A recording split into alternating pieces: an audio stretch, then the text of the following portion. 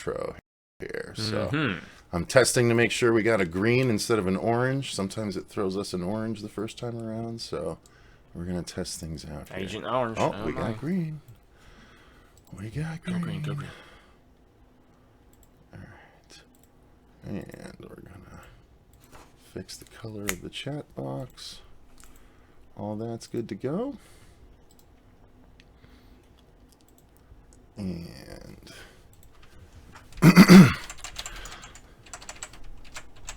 gotta authorize XSplit to make sure it'll access the chat box. I saw your XSplit grapes earlier on the social meds. Well, it's not XSplit that's the problem. It's OBS. I can't get OBS to work right for some reason.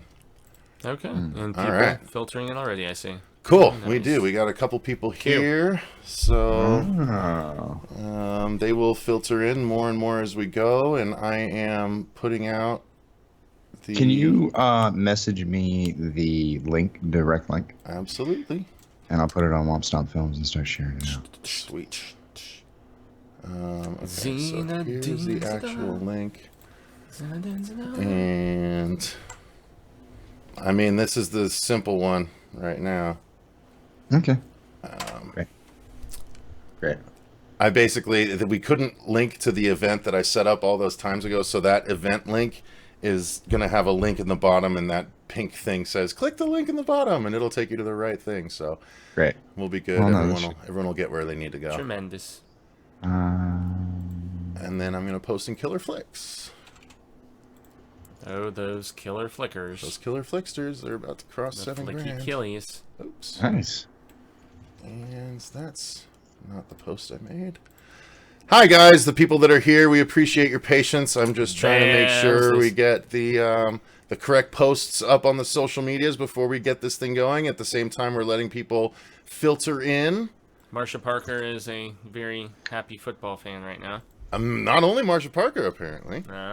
Vince, you're this guy. Pretty happy, right? I'm pretty happy right now. Going to the third Super Bowl in a row, my New England Patriots. What were you thinking going into OT? Get the ball. Yeah. Get the ball. Don't pull a Drew Brees what a and throw game. an interception in overtime. So we were here doing I was rooting for the Saints too, but they didn't get it. I was rooting for a pay. I honestly wanted. Now it's LA. Yeah, I was wanting Breeze Brady, man. I wanted the two old dogs to go at it. I think that could have been cool. But whoa, that is not you. You are not Vincent Yakusura. No, that is close. He has many aliases though. So hey, am I okay? Yeah, okay. So we'll. You know what? Maybe I shouldn't actually bring that up on the stream. I'm thinking things out as we're going here. As we often do. Why prepare for these things? No, speaking of preparation, this is the preparation here. So I've got some questions ready for you, sir. I hope you're ready to field some fun here. All right, so all of the links have been sent out. You have the link. Killer Flicks has the link. Our show has the link. Our Twitter has the link. We are good to go. Let me see if I can follow this and mute it so I can see some of the questions that come in from the audience. Sounds good. Everyone hearing everything good? There we go. I see the chat. New England baby, Bernie. I'm just all right. No, let's shout them out. Yeah, Javier Lerma is here. Crypt 6 is here. Eric Griffin, Bernie Gumbano, Shauna Smith. What's up? John Kyle Stanton. A stalwart now. Thank you guys very much. Okay, sound is good. Beautiful. That's what I like to see. Cody Ray just popped in the chat. Sorry, guys. We went with the ghost look here, and Vince went with the actual human person look over there. So, what do you say we get this show on the road, sir? Man. Let's do it. All right. So, hey, everyone. Welcome to the horror show. I'm Cecil Laird. I mean, Fuego here. And we're here and lucky enough to be joined with a man with immense talent, quite frankly. Obviously. Because if you didn't see, we actually just a couple days ago put up our review of this right here, which is the Blu-ray / Red Ray, as I like to say with the case, of Never Hike Alone. And this is, if you guys didn't know, where have you been hiding, first of all, but this is a fantastic fan film for the Friday the Fantastic. 13th franchise, with none other than Jason Voorhees himself.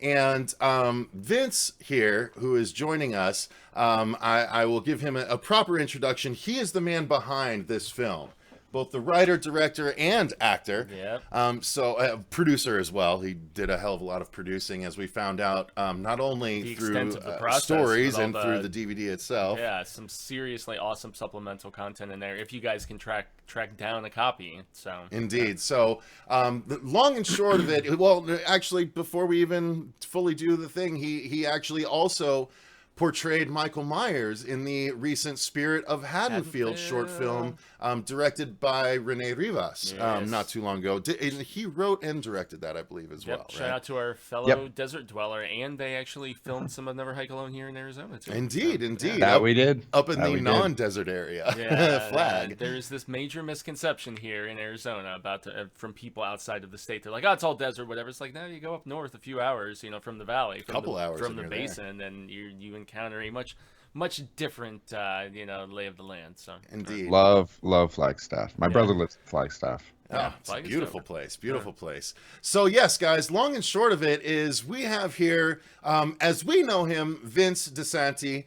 Some people call him Vincente. Some people call him Vinny. Some people call him the V-Man. I don't know, maybe not. The V-Man. Hey, you're getting At one presumptive. time, You're getting at one presumptive. At one maybe time. in college, yeah. But it wasn't about Vincent at that point, was it? No, I didn't have to start using Vincent. And hey, we're in America. Yeah. It's Vincent. It's fine. The E's just there for I don't know. Ask my mom. If I was in Italy, it'd be Vincente. But Vincent's fine. Everybody, because everyone's like, I don't know how to say his name. And when I grew up, I was just Vinny. Yeah. And when I moved out to LA, every time I'd go up and order a Starbucks coffee, I'd say, I want this. And they say, what's your name? I'd say Vinny. And I'd get my cup and it'd say Benny. And I'd be like, no, I'm not going to argue with you. Yeah, And then after absolutely. maybe the 10th time it happened, I just started saying Vincent because people understand that it comes with a V. Mhm. So I've been started using that a couple years ago, and then on official IMDb and stuff. I think all filmmakers kind of do that. If you look at early filmmakers, they use their full name, middle name, surname, everything, and then as they get older, they just put Steve Spielberg.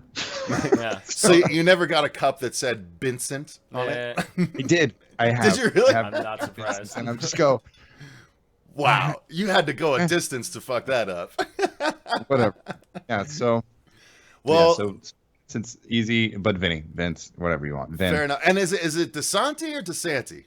Either way. DiSanti is usually how we say it in New England, but Okay. DiSanti is probably the real supposed to say it. So See, I was watching. my own name. I was watching Wolfman's Got Nards, and he was like Vincente DiSanti. I was like, oh shit, I better step up my pronunciation Well, game. he's from Europe, Yeah. so Yeah. he goes with the European flair with it. Totally behind that. But He's yeah, Irish, in the right? states here, you can just easy Vincent DiSanti. There you Awesome. Love it. We stopped. We solved an issue today. Perfect. See, there. I figured we'd clear that up right at the beginning for Progress, everyone. yeah. So, Vince, I'm gonna. This Thanks, is Eric, for watching. Yeah, absolutely. I've got the. Feel free to address the audience whenever you want There to. they are. That is what we're here for. Now, just so you guys know, we have a list of questions here that we're gonna ask Vince, and then at the end of that, we are gonna open the floor to questions for you guys. We're going to do our best to not interject with our own thoughts on too much because this episode is about Vince. I didn't point at anyone. Whatever. But no, believe it or not, it goes to me too because I often want to chime in. But we have a lot we're curious about, Vince. So I'm going to start at the beginning and say, where did your obvious love of horror begin? I.e., what was the first exposure that you can recall having with the horror genre? The first real memory I have with horror was I was young. I had moved into this new house with my family, and my dad every Friday after school, my mom would pick me up and we'd go to the VHS store and we'd rent movies. And I was a big action film kid, young, pretty easy. 80s action films were always pretty staple. Yeah. But then one night, my dad rented American Werewolf in London and told me that I couldn't watch it. And then my room where I lived in the house was right down from the living room where we all watched our movies. So I literally military crawled across the floor So I could see what this movie was that I had no clue about, that was supposed to be too gruesome for me to watch. And I watched all of American Werewolf in London from behind a sofa, with nobody knowing that I was watching it. I was just blown away by it. And so that's when I started to wandering down the horror aisle, and I started looking at all the just amazing VHS tapes that were like, it was like the regular aisle was one thing, but when we went down horror, it was like the VHSs were like designed from another world, and they were amazing. And I was immediately drawn to the hockey mask. The moment I saw the hockey mask, something in my psyche just snapped right to it, and I started watching those films. And I watched them all out of order.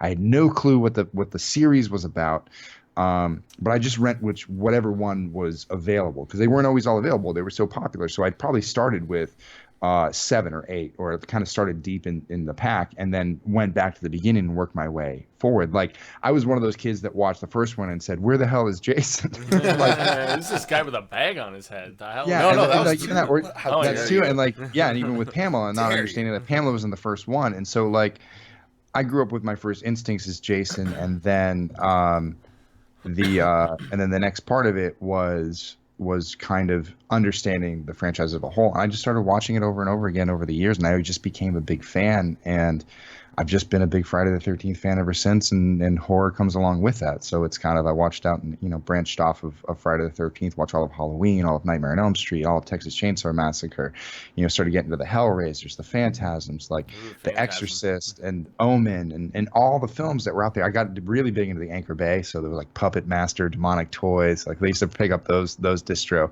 for things. So it was like a lot of that stuff.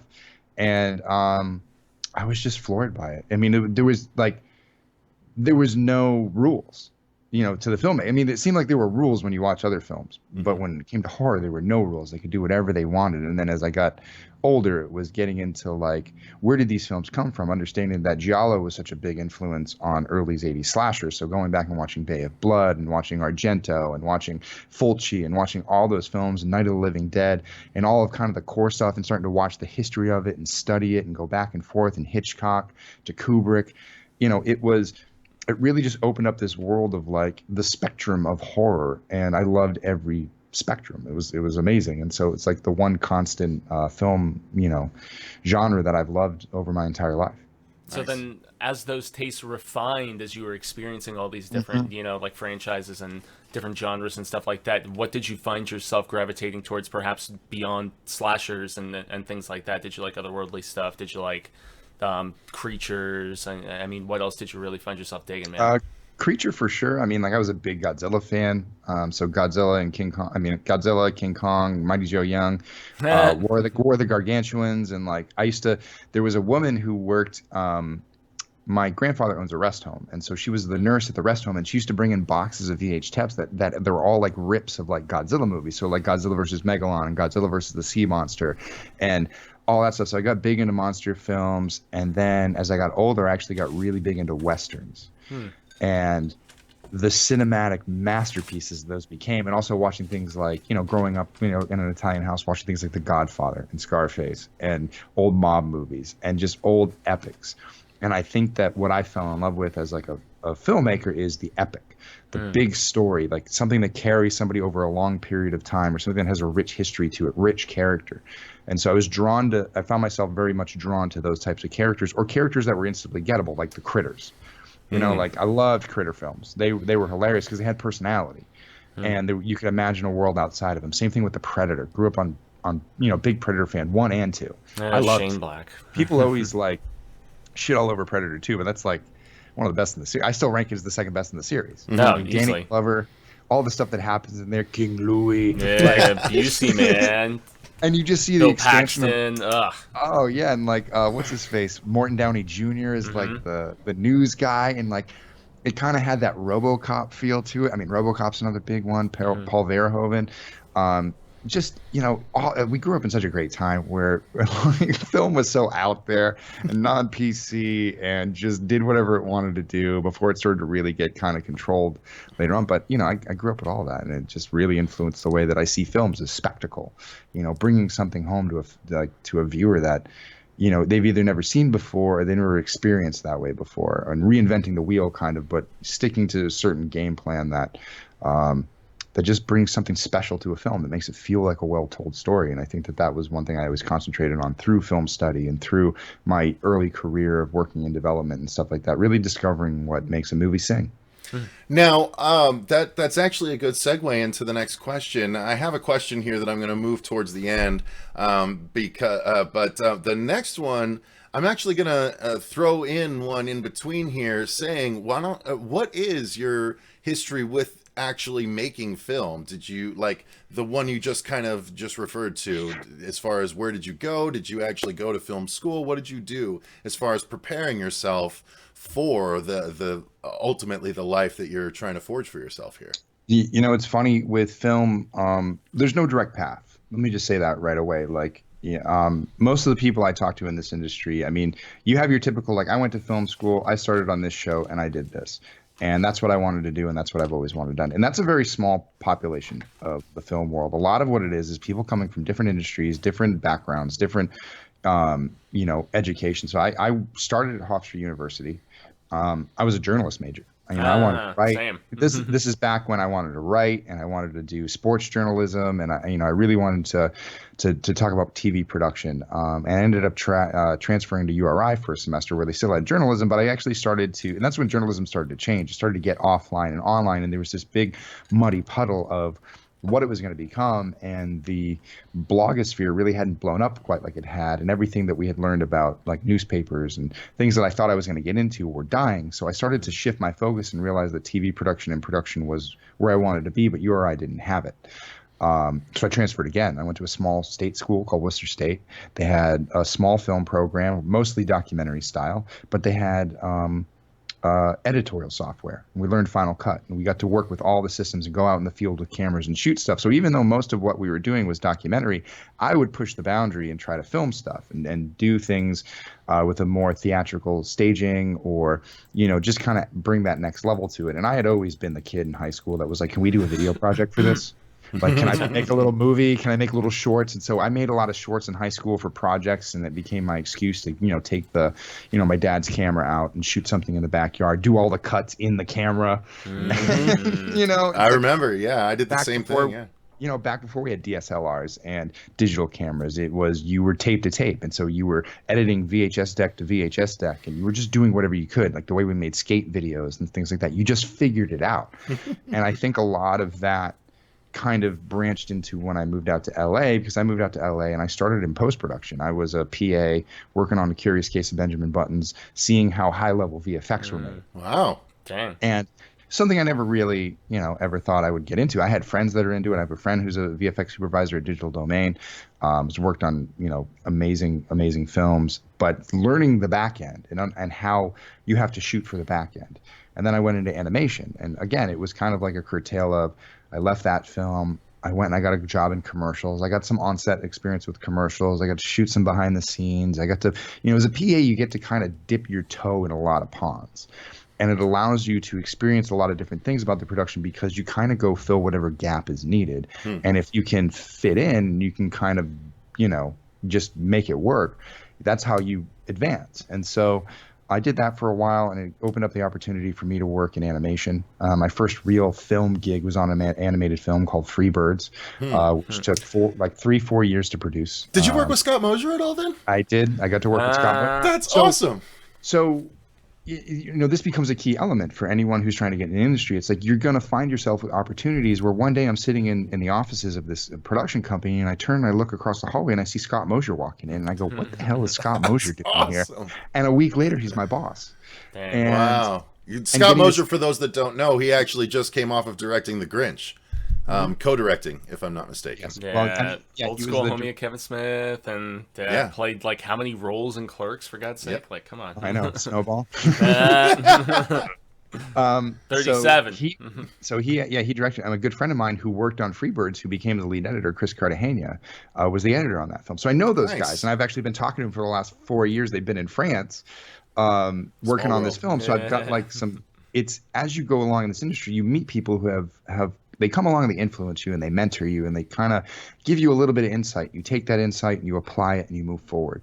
And I climbed up through the ranks of animation, and I worked all my way up to production manager, and I was running my own show, and I was doing all of that stuff.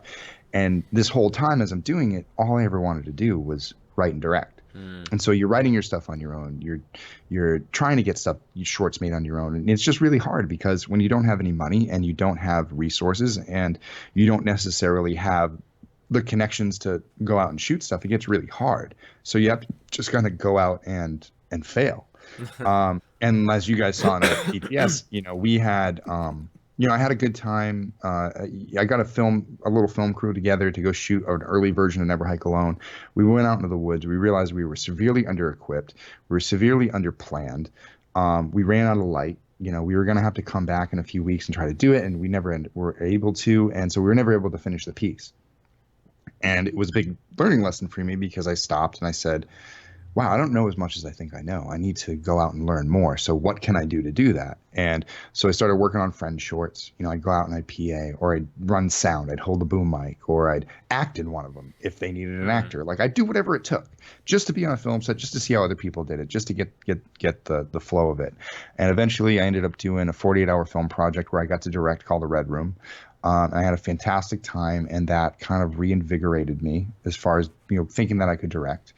This was after having a chance to work on a film called Rock Dog, where I was hired as kind of a production coordinator, but ended up becoming the story editor, where I was editing the script, I was tracking the story, we were working with the story artist, working with the editorial team. So really enveloped in the growth of the story for this film so we could get it made and funded, which it ended up doing. I think it came out in like 2016, 15, something like that. It was another animated film, right? I'm thinking Another of the animated poster film with like the kind of almost like reggae type hat on and stuff. And and that was directed by a guy named Ash Brannon, who directed Toy Story 2 and Surf's Up, and who was the first director on Freebirds back when it was called Turkeys. And so he was my first mentor. And he ended up getting let go of the film. And that was another big learning lesson for me. So, seeing how, in an instant at the highest level, you can be replaced no matter who you are and who holds power and kind of all these different things. So there's a lot of logistical and just experiential things that kind of came along that time. And then that's when I started to, work on more sets. I did that. I met people through the 40-Hour Film Festival, worked on other shows that were in the 40-Hour Film Festival, and worked with people from there. And that's when I turned to people and said, hey, do you guys like Friday the 13th? I got an idea, and I got a decent costume, and I have some ideas. If you want to help me figure this out, let's figure it out. And really it was from concept. It was, let's do that first trailer, the one that was released in May of 2016. And then we used that to get more momentum. And then we had a first Kickstarter that failed, and we turned the private money we raised through that to create the second trailer, the longer one that kind of envelops more of the story and gave us more of the ambition that we were going for. And then we finished the film in the spring and summer of 2017, came out October 2017. And it was probably the hardest thing I've ever had to do in my life. I quit my job. I had a job as a full-time production manager working on a show, doing stuff, and realized that if I didn't quit and put full-time focus on this and really make sure that every, I was dotted and every T was crossed, that, we weren't going to make it through to the end. And I mean, we literally turned in Never Hike Alone a day before it was going to premiere. Yeah. I mean, we were uploading it as we were flying, and it was extremely stressful, and there was a lot of anticipation, and we were gaining more and more notoriety. And then once it hit, it kind of just blew up. And that's what we thought it could do. We thought that if we could deliver something to a fan base that was hungry, that they would eat it up, and that they would be the projectile that spread it out amongst the world, and it would be word of mouth. We wouldn't, because we don't have the money to do billboards in LA and ads on the Super Bowl. We just had to let horror fans to carry it, and it just carried from festival to festival, and it carried from fan to fan, and ended up on your show, and ended up on a lot of shows, like Lee McCoy and all those guys at Killer Flicks. They were with each kind of team that covered it, there was more and more, and then it got on Dead Meat, and that blew up. We kind of ascended, and so it's just Bloody Disgusting and Birth Death Movies, Birth Movies Death, and it was crazy to see some of the places that it landed and kind of paved the way for now this like resurgence of fan film, which it's insane. And it just goes to show like how much at the original premise, which was if you show people something that is Friday the 13th, they're going to eat it up because the fan base is there and ready to step up for the franchise and buy a ticket and support it. And I think that's the ultimate thing that the studios have really kind of fumble the ball on is the fact that they keep forgetting the fans are here. Like, they just need to make stuff. Yeah. And it's been 10 years, and it shouldn't take this long. Yeah, Like, there's, look at all the premises that are out right now. I mean, they could have done any of those premises at a high budget level. I just don't get it. Yeah, it sucks all the legal hoops that they're trying to jump through, obviously. But best thing that I think you did with your film was the fact that you did something different within the franchise, and I think that that's a credit to the fact that you both wrote and directed this. Is that still the end game? Do you want to be a part of the process in both of those fashions? Like, do you have one that you prefer more so, or do you like to really hit it from both ends and both write and direct, have that much creative control of a project? I mean, ultimately, I'd love to be in the director's seat. I feel like that's where I'm the most useful, because I can touch every department and I can influence everything. If I have to sit down and write, I have to ignore everything and focus on the writing and do it. And I mean, and for the most part with the Friday the 13th stuff that I've done and prepared, it's because there's no other person that I know that can sit and really hammer out Friday the 13th in a script and hammer out Friday the 13th in a story, because I see it in a very specific way. It's tough. I can describe it to people, and it's just seeing it Friday the 13th from a certain angle. So I kind of have to write it in that way. But I mean, I would love in any capacity to work on an actual Friday the 13th film. That's my dream, is to work on a studio funded Friday the 13th. And if they thought I was too green to direct, the $5 or $10 million version that they're going to do, I would at least love to come in as a story consultant and help them guide the story in a way that's like, listen, this is where you're going to win the fans over. These things are going to make you lose fans. Like, this is going to allow you to make 3, 4 movies. Second unit director. Approach it. I would love to. I would do whatever they needed, whatever they needed. But I would really I think the most part, I think I'd want to be there in the story and be like, listen, these are the aspects of Jason that have longevity. It's like, stop looking at each film like it's a one-off thing, because you're going to have to make more and build for 3 or 4 films. Like, really think about this arc of a character and how you're going to carry it without making it feel like you can get away with things in 1980 and 1982 and 84. You're not going to get away with the same things you could back then. Like, fans are a little bit more sophisticated. The horror fan is a little bit more sophisticated. And quite frankly, the Victor Crowley movies eat up that section of the tongue-in-cheek slasher. And Friday the 13th can no longer survive as a tongue-in-cheek slasher, because Victor Crowley's already owning that market. And I think it's time for Friday the 13th to take a Halloween right and try to sophisticate itself a little bit, but bring the core elements of what makes it solid. Like, the new Halloween film really drove home a Michael Myers that we wanted to see on screen for a long time. And they tried to bend the story in a certain way. And we can talk about that. Kind of retconning everything. But me with Friday the 13th, I feel like the last thing you want to do is retcon. I feel like you want to keep as much intact as possible, and as many, with Never Hike Alone specifically, as many pieces intact, so you don't say, well, your film doesn't count and your film doesn't count, because that might be somebody's favorite film. Like, for me, Halloween 2 is my favorite Halloween film. I love that film because I'm a Friday the 13th guy. Yeah, because I'm a Friday the 13th guy, and Halloween 2 is just Friday the 13th with Michael Myers. In a lot of ways. But I kind of like that. I like the fact that this is the story of him is the unstoppable being. Like, he's got back up and now he's still raging, and it's not done, and it's the same night, and it has a Friday the 13th feel, because 3 and 4 are the continuation of one weekend. So it's kind of like that cool little push. And I think that if you treat Friday the 13th the same way, you understand that this is going to bleed over. This is going to take a couple days. It's not going to be one and done with Jason. It's he's going to keep getting back up.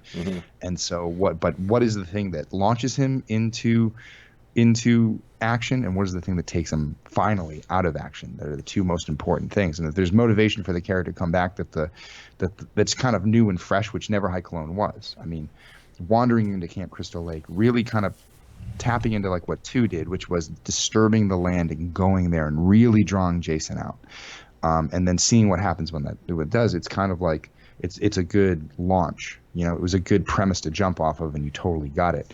And it doesn't, for me, it was, it's an easy question to ask yourself. What would you do if you wandered into Camp Crystal Lake while you were hiking by yourself? What would you do? Would you look around, or would you run away right away? Yeah, and it's that eerie serenity that made the film so appealing to me, man, especially upon rewatching it and then diving into the special features. And I'm totally with you about Kevin Feigeing that shizzle, man, and just think ahead about how that universe could progress. So now Vince, what I know that you did a whole. So for those of you that haven't seen it, there was a whole 30-minute behind-the-scenes documentary about Never Hike Alone that he also released on YouTube, just like the film itself. So you can go and watch them both there if you didn't get your hands on the DVD. But it's so cool because you learn so many cool stories. But just, I mean, if you want to give like sort of an abbreviated version, Vince, of what was it like going through, because you told Fuego and I, we were lucky enough to sit down for breakfast with Vince when we were out on our California trip, which the vlog just went up on Friday. So you can see our whole trip when we went to cover this, the Hanukkah movie premiere. One thing we didn't include, and unfortunately I forgot, we were halfway back to Phoenix before I realized, shit, we never took a picture with Vince. Oh, yeah. But nonetheless, we did get to go and have breakfast with you. And so you told us a bit of the story of how it went, because, and then you touch on it again in the behind the scenes, but some people don't know that you actually did film a version of Never Hike Alone before you actually filmed Never Hike Alone.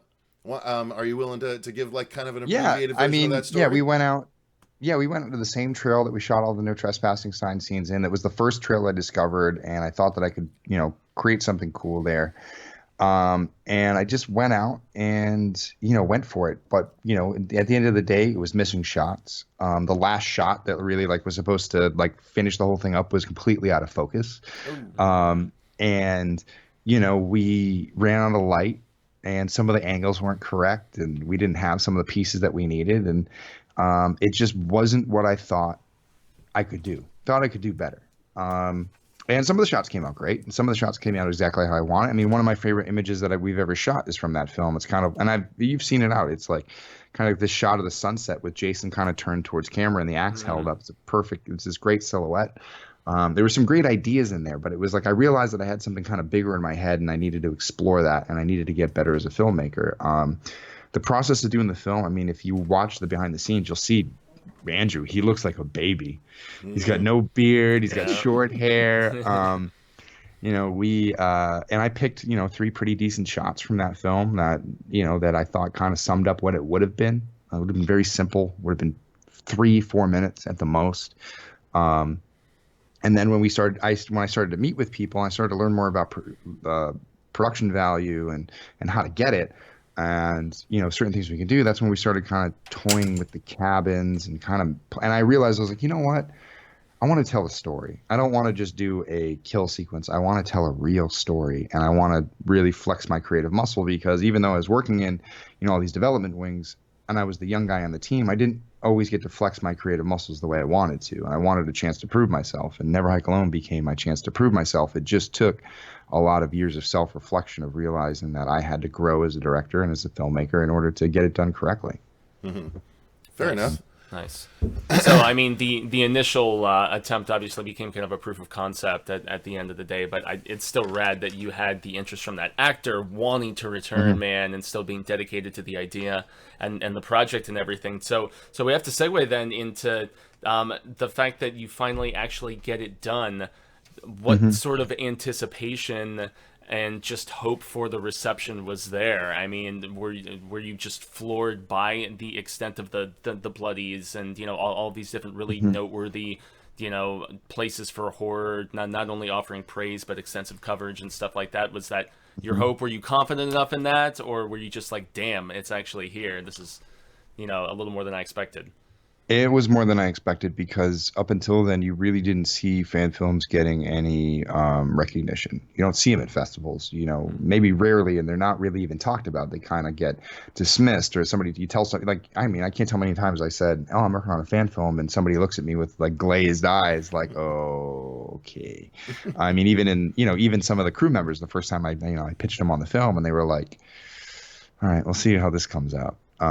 And I think going in, I think it was during the scoring process that I really realized that, okay, we're doing something here. The score is great in it, man. Here we go. Because we did the cutting and we had temp score in there, and it was good, and then it started to come together, and then we did the color pass, and it started to really gel as a film. And I realized, I was like, you know what, we did a good job. I don't care what people say. Like, there was a lot of effort that went into this. We did a lot of hard work. But the movie flows front to back. There's no big plot holes. There's, the cinematography holds up. The action holds up. We were able to get a shot of everything the way we wanted to do it. And, we worked within our limited resources and our limited time constraints and stretched it out over a year and a half and really just, went for it. And, like I say in the doc, it's like I kind of expected half the fans to love it. And just kind of cheer it just because it's Jason and it was something. And then I expect the other fans to be like, well, there's only 2 kills and, it doesn't really count because of this, or it's found footage. Well, I don't like found footage because I don't like found footage films. I mean, I was like, how do I make found footage interesting? And, this is the way that I was like, if you're going to do found footage, mix it in. Don't rely on it the entire time. Kind of like The Martian or, what was the other one that I kind of took from? The Martian was big, and 127 Hours. I mean, there's a lot of similarities between the plot structures because of the way it's done with the first person confessionals. And then when it released and we were in the theater, that was kind of the first cool. Like, it started to really click. I was at Telluride, and I went to the theater and there was no one there, and I was like, oh. I'm gonna open up to an empty theater, and it's just gonna be me and my team and my friends, and this will be what it is. And then I realized that like everybody was inside still watching the other screening, so the other screening released, and everybody just got back in line, and the line went around the block. And I kind of walked down, and I was like, "Hey guys, like thanks for coming to the show." I was handing out stickers, talking to people, and I'm like, "Are you here to see Never Hike Alone?" They're like, "Yeah, this is the reason why I came to the festival." I'm like, are you kidding me? I'm like, with all the films that are playing here this weekend, like, you want to see us? And they were like, hell yeah, I love Jason. And blah, blah, blah. I can't wait. And so everybody filed in. We did we did an intro with a good friend of mine, Brad McArgue, who's the one who discovered us through Friday the 13th, the game. We met in a chat room, and that's how I got into the Telluride Horror Show. Like, that's how we submitted. Wow. And then, he did the intro. We watched the film. We did a Q&A, and it was really cool. And there were people that I met from the press corps that asked really good questions and seemed like they were into it and had, really good follow-up after the film, took some photos.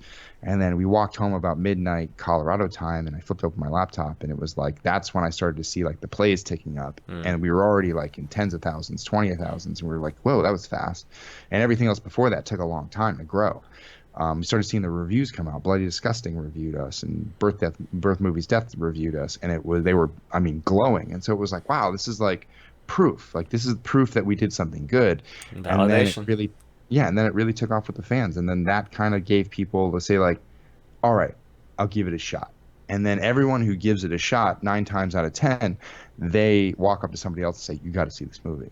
You got to see this movie. And that's really been the driving force. It's been the fans, just like with Friday the 13th in general. I mean, Friday the 13th has been carried by the fans since the 80s because once Manhattan hit and the fans died out, it took several years for Jason Goes to Hell to get made. And then it took several years for Jason X to get made, and Freddy vs. Jason, and the 2009 remake. And those were all fan-driven because fans keep saying, we're here and we want more Jason. And so it was, if you guys remember that year, there was supposed to be a Friday the 13th. It came out on October 13th, 2017. Oh, we covered it. Yeah, it was going to come out by, it was going to be directed by Breck Eisner. It was written by the guy who wrote Prisoners. And then they canceled it that January, and we all looked at each other, and that was right after we signed Tom. And I was like, and we all looked at each other like, here's our chance. Yeah, I mean, there's a gap. Let's fill that gap. Fill that gap. Because we were going to do summer release. We were going to try to come out before the movie, not get in its way. And that's when we really said, like, let's push ourselves. Let's really, because we had like half the movie shot. We watched the footage, and we knew we could do even better. It was kind of like the same thing. It's like, we have something here, but we're missing all these pieces because we haven't filmed it yet. And then some of the stuff we did film, I think we could do better. So we might want to think about some pickups.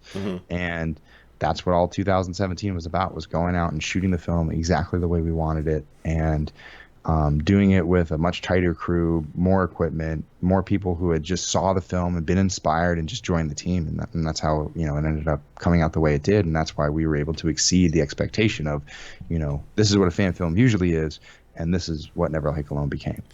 Now, specifically, how did you react to A, the positive response, and then B, what are your thoughts on the absolute, like you alluded to earlier, the glut of fan films that have come since? Yes, there were Star Wars fan films ahead of yours and stuff like that, but as far as horror fan films go, I really think you guys sort of like far and away, like, as a movie, I don't know why I'm referencing, but it's like you shot the gun off, and all the fan filmmakers decided to go and run and grab their plot of land, because it's like, oh, this is a legitimate thing we can do now.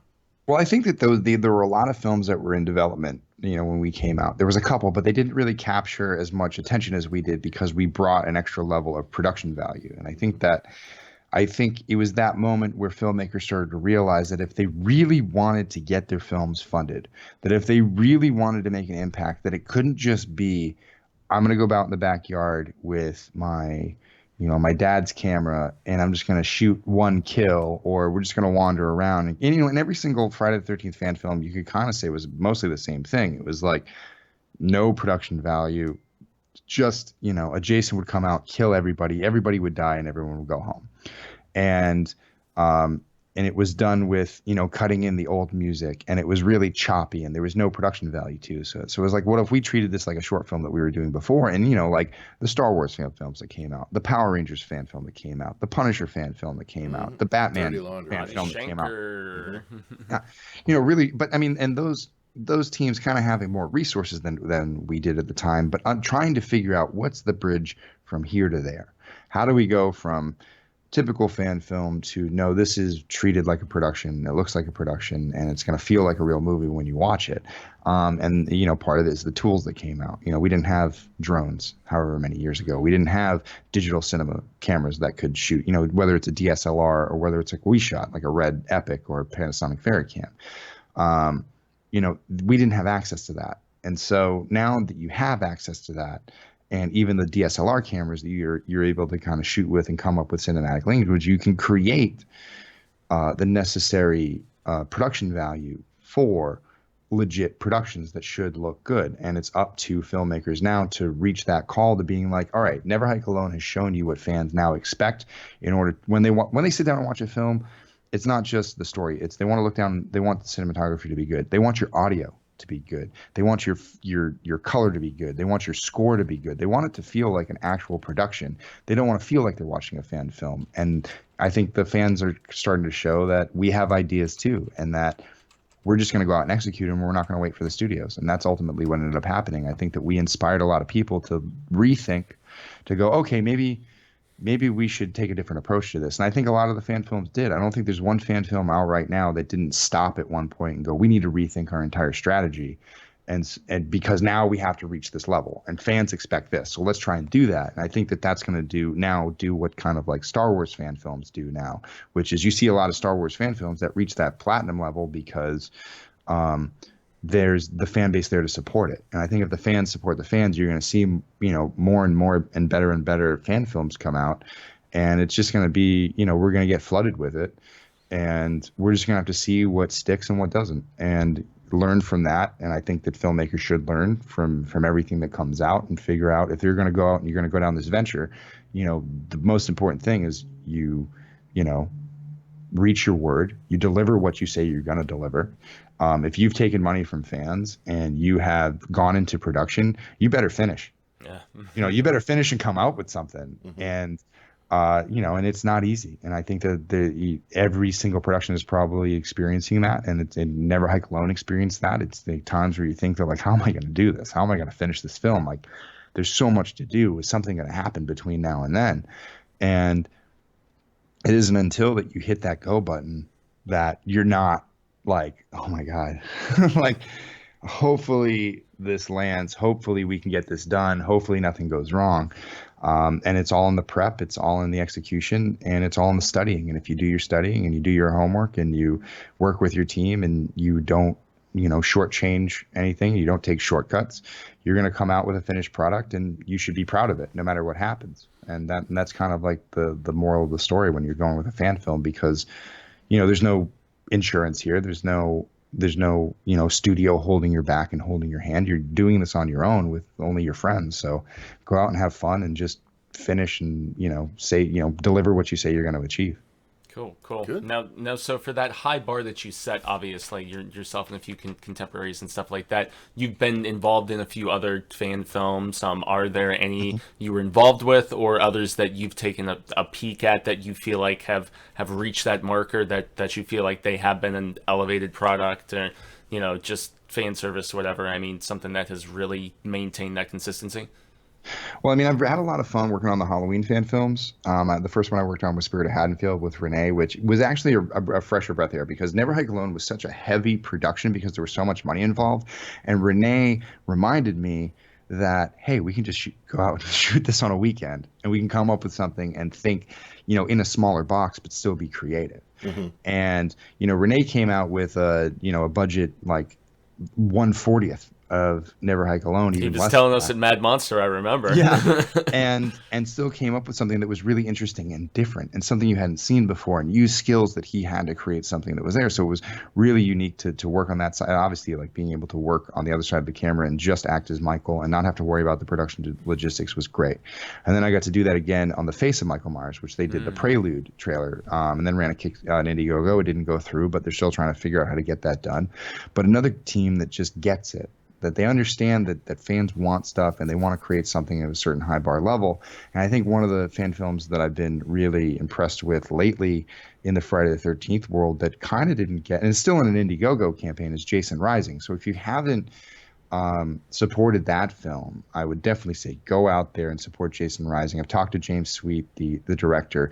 Just, when I see their trailer and I see their footage and I talk to James a little bit and kind of get an idea what they're going to, the thing I like about Jason Rising is that it's simple.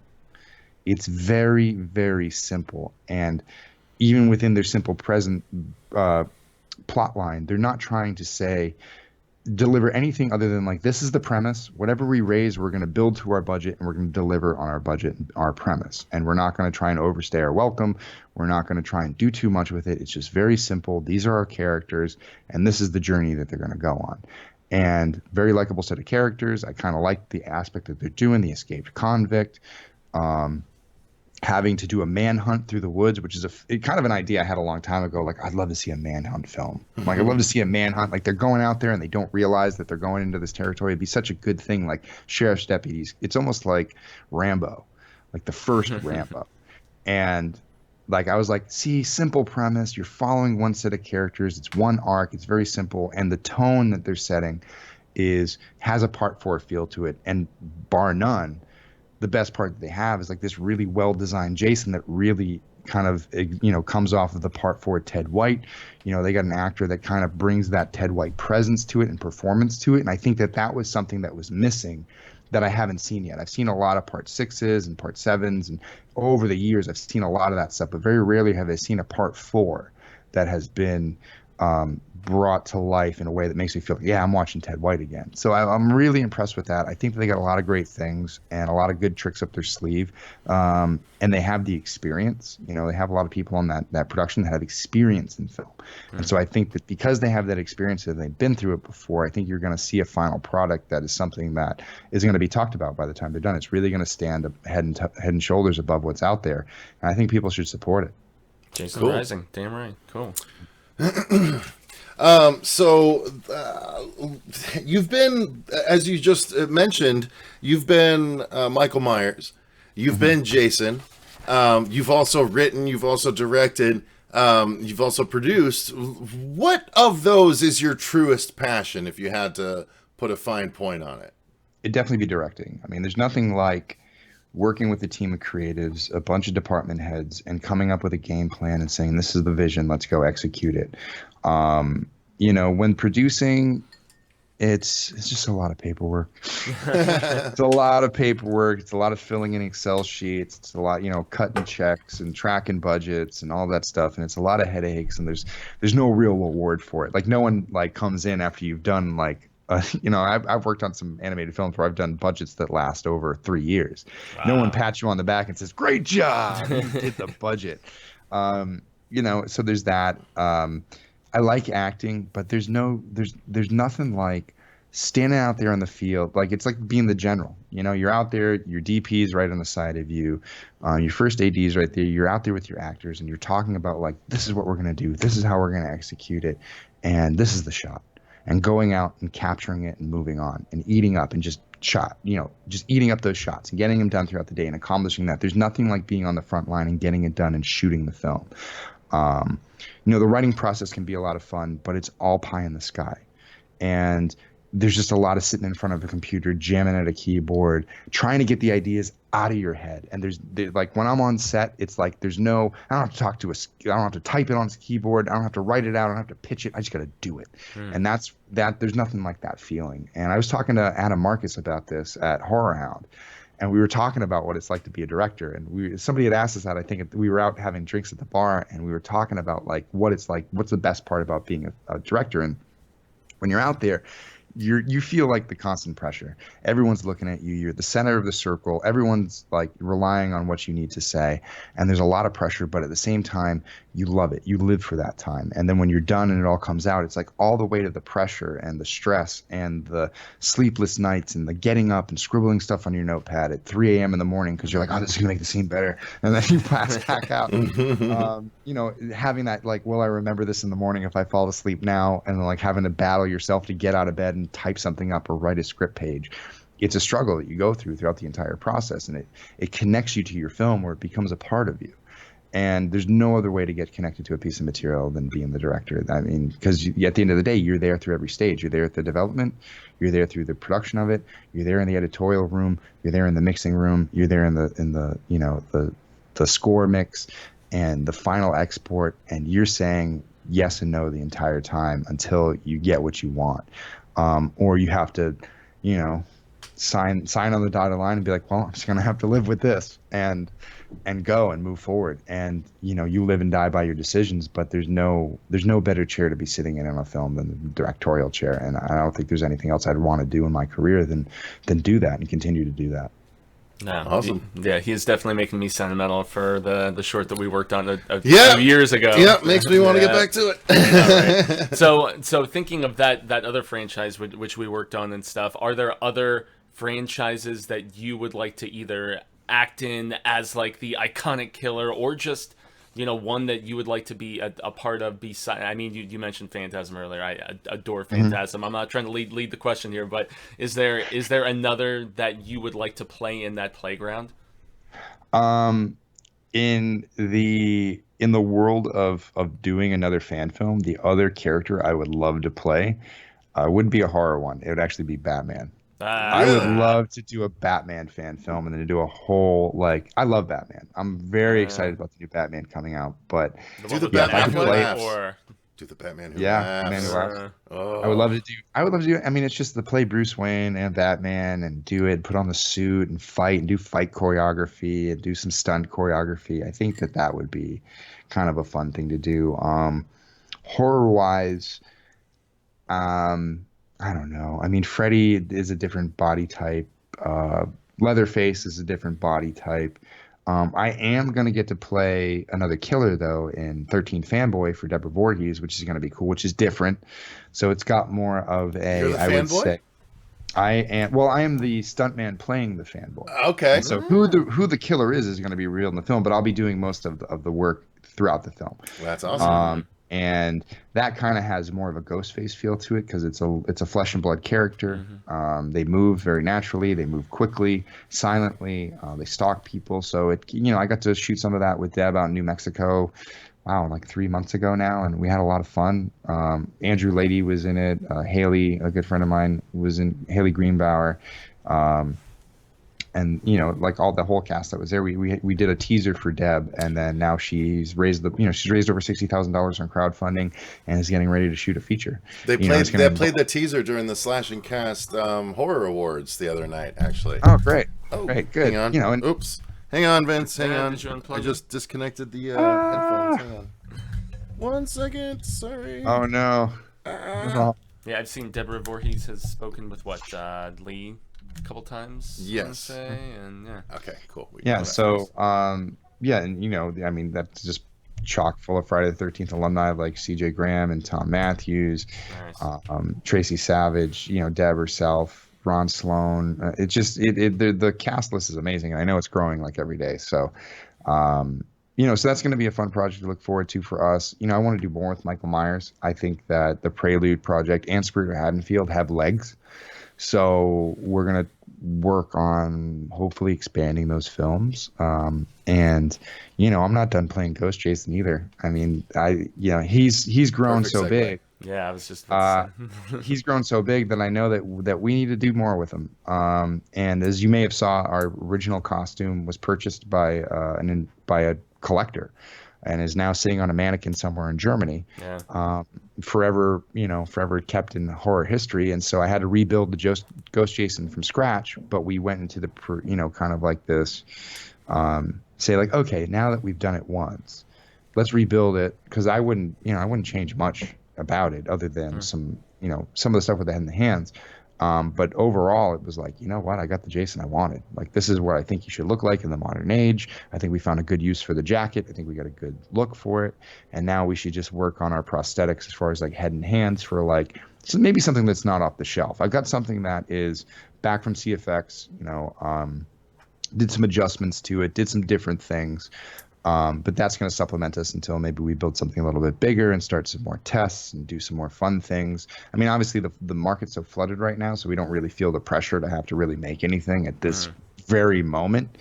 But once those kind of films come out and do their business and people are left, wanting either more, or if they've had enough, I think that at that point we'll approach and see, and we'll test the market.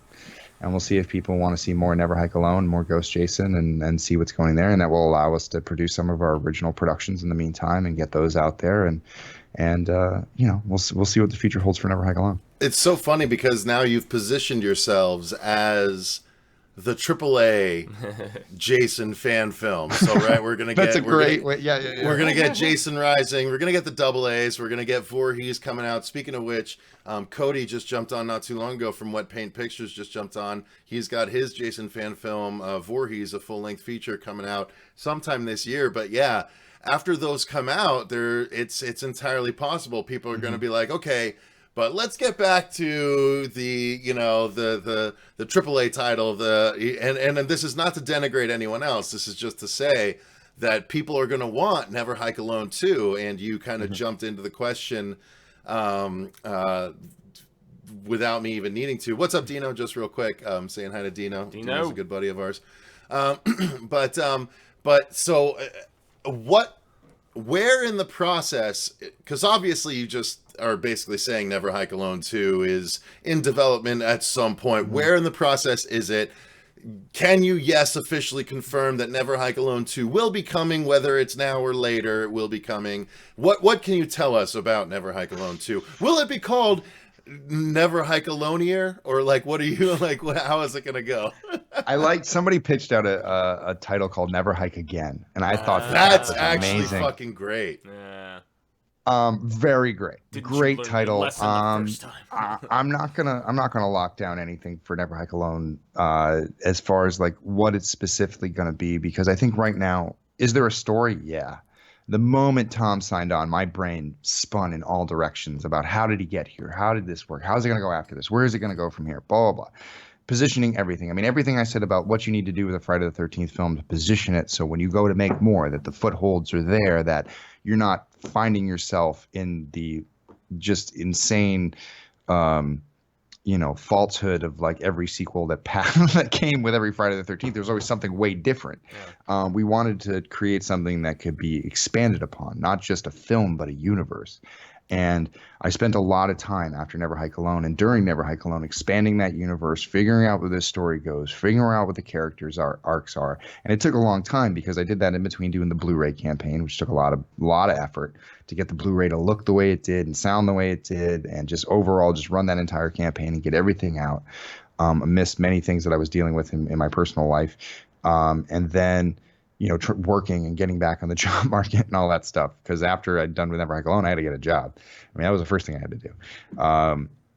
And now that we're kind of on the other side of it and all our ducks are in a row and we're ready to start looking at new projects, I mean, obviously Never Hike Alone is sitting right up on my wall right now, and figuring out how do we get a production of that size done with just the fans. I mean, because I don't hear, Paramount knocking down my door, New Line knocking down my door, Vertigo knocking down my door. LeBron James is in LA. He hasn't called me once. Yeah. It's got to be because of the rights, dude. You don't. Be careful. You don't want LeBron coming at you with Sprite Cranberry. So be careful. You might mix up. I just want, and I've had a chance to sit down with a few people who might get it and just say, listen, just get me involved. Just get me in a room. And let me do my thing. And let me show you how much I love Friday the 13th. Let me show you how much I've thought this out. Even if it's not Never Hike Alone. Even if you don't want to expand the Never Hike Alone brand, you want to start from scratch, I got ideas there too. I've got so many Friday the 13th ideas, I can go all day. Mm-hmm. It's like, what type of Jason do you want? Okay, I got a story for that. Mm-hmm. And it will all tie into one universe. It's not just thinking about now. It's thinking about now. It's thinking about what happened in the 80s, what could happen in the future, and where it's going to go from here. And so the idea with Never Hike Alone is I know that I have all these different tent poles that I could start from anywhere I want. Never Hike Alone 2 specifically would deal with Tommy Jarvis, would deal with his story, would deal with how he comes to find Kyle and what's going to happen after that happens. Because we all see them drive off at the end, and we know that Jason's coming after him, and this new kind of weekend of blood is about to kind of take off. So because Jason is walking away from Camp Crystal Lake. Yeah, Jason is coming after them. I mean, Jason, I mean, in Never Hike Alone, Jason has very much been in hiding. He has found peace. He has found seclusion. It's what he wants. He just wants to be left alone. He's been out there like meditating and shit, I mean, listening to podcasts, and all this stuff. No, but I mean, he's realized that like maybe waking up and murdering people as soon as I wake up isn't the best idea. Maybe if in the town too, like secluding it off, making it a no trespassing zone, taking it off the map. It doesn't even exist on the map anymore. Yeah, he's like, don't give me the temptation by coming on my grounds because I don't necessarily want to kill you. And heavily guard it, and heavily guard it, and and keep people out. And if we can keep people out of there, we can keep it quiet because we don't know how to kill this thing. There is no way to kill it. It just seems we can keep it at bay, and if we can keep it at bay, we're winning. And Kyle is the thing that changes that all. It's one day, and then one day something happens, and then one day Kyle MacLeod walks into Camp Crystal Lake and ruins the whole thing, and starts this chain of events that's going to lead to an epic showdown between Tommy and Jason. And we wanted to answer the fans' questions of, well, how did Kyle get found? How did Tommy get drawn out there? What's been going on? Who are these people? And what is Crystal Lake like? And so that's a much bigger production than one guy in a forest that I can just call up Andrew because he's my friend, and say, hey, Kyle, Andrew, what are you doing this weekend? You want to go out in the woods? You want to shoot some stuff? Yeah, okay, I'll be at your house at Friday at 5 and we'll just drive. It's like, it's that easy. When you have to involve multiple characters, multiple things, you have to go out and cast, you got to go out and find out production values, and just know that that's what I've been doing. I've been going out and making connections with people who I never thought I'd be able to make connections with. Coming up with production connections that will help us get this done on an even bigger scale. Access, I love that camp, don't get me wrong, but producing up there is very expensive and it costs a lot of extra time and money. And so we're out looking for a new location right now that we might be able to incorporate that one, but expand the camp, same kind of, because there's a lot of camps that have that type style of production value and production design. So we want to find something similar and then expand upon it so we could do the big end scenes. We got to go film, maybe at a hospital, some stuff out in the woods. So we have a lot of logistic things to figure out. And through making Never Hike Alone, as we did that, we got really good at the logistics and really figuring and fine-tooth combing things into the right place. And I think, what I will say is right now I'm leaning towards Never Hike Alone 2 isn't a full-length feature film. I feel like trying to make a full-length feature film under the paradigms of the restrictions that we're giving is very risky. And we want to spend money smartly. So we want to spend $50,000 on a 90-minute piece. We want to spend $50,000 on a half-hour piece and break that up into 3 segments as the film also grows in production value. We can do a series of episodes that's 2, 3, 4. and each tells a section of Jason the story. episodes. You just made me wet. Yeah, that's a good. I mean, And they might be also, able to go backwards too. Oh. It could be prequels, and so we can go any direction with it. So we're kind of right now at a place where we're getting our funding lined up, because if we're going to do anything at first, we're going to do it private. I'm not coming back to Kickstarter until I'm ready, or going back to Indiegogo until I'm ready to really go after a large chunk of change. We're also still just coming off of the Blu-ray campaign, which I just started to take care of the wait list, which we had. So we got everybody taken care of for the most part with the Blu-ray campaign. There was a couple things that got broken. There was a couple things that got lost. Thanks, USPS. You friggin' screwed us. Oh, I'm experiencing some crap with them right now. Anyway. Yeah, and now we're just really kind of at that place where we feel freed up. I have another project coming out under the Womp Stomp banner called Pathosis, which is directed by my good friend Austin Boning. We just raised $7,000 on Indiegogo for that. We also had some private cash lined up to help, supplement what we were. We might run another one. We might find a way to run some more money. I'm thinking about another run of the Blu-ray because of the demand that's out there, and all the people. If you went popular with it, I'll bet you'd get a lot of takers on that, man. For real, it was a gorgeous fucking presentation, and it's so from the goddamn F-13 warning all the way through all of your features. Dude. That was just such a nice. Well, if we do touch. we're not going to do the same thing. I'll do a different cover. I'll do a different case. Okay. It'll be the same guts. It'll be the same guts. It's the same thing on the disc, but we'll make it kind of like the first one you got was the super limited edition version, and the next one we'll just let it go. And we could probably use some of that money to make some more content, some short content. But we're going to start in a place where, you'll start seeing some photography. You'll start seeing some shorts. You'll start seeing some clips. You'll start seeing some tests. You'll start seeing some things that, like, we're starting to kind of put us through the paces. And then once we feel like the other films have come out, the fans are ready for more. They've been, they've already funded all of this stuff. That stuff's going to come out. I feel like it would be unfair to the fans to come out right now because they just spent so much money on so many different properties over the last 6 months. It's like, you know what? You guys have paid for what you want to see. You're going to get what you paid for. And then when you're done and you've kind of had some time to rest and let your bank accounts rest, we're going to show back up. And we're going to have some stuff for you to chew on. And I think at least the first episode is very affordable. And it will give us a good stepping stone to say, okay, now you know this side of the story. Now let's tell the next 2 chapters, because in those next 2 chapters, we're going to take you down a ride you've never been down before. Yeah.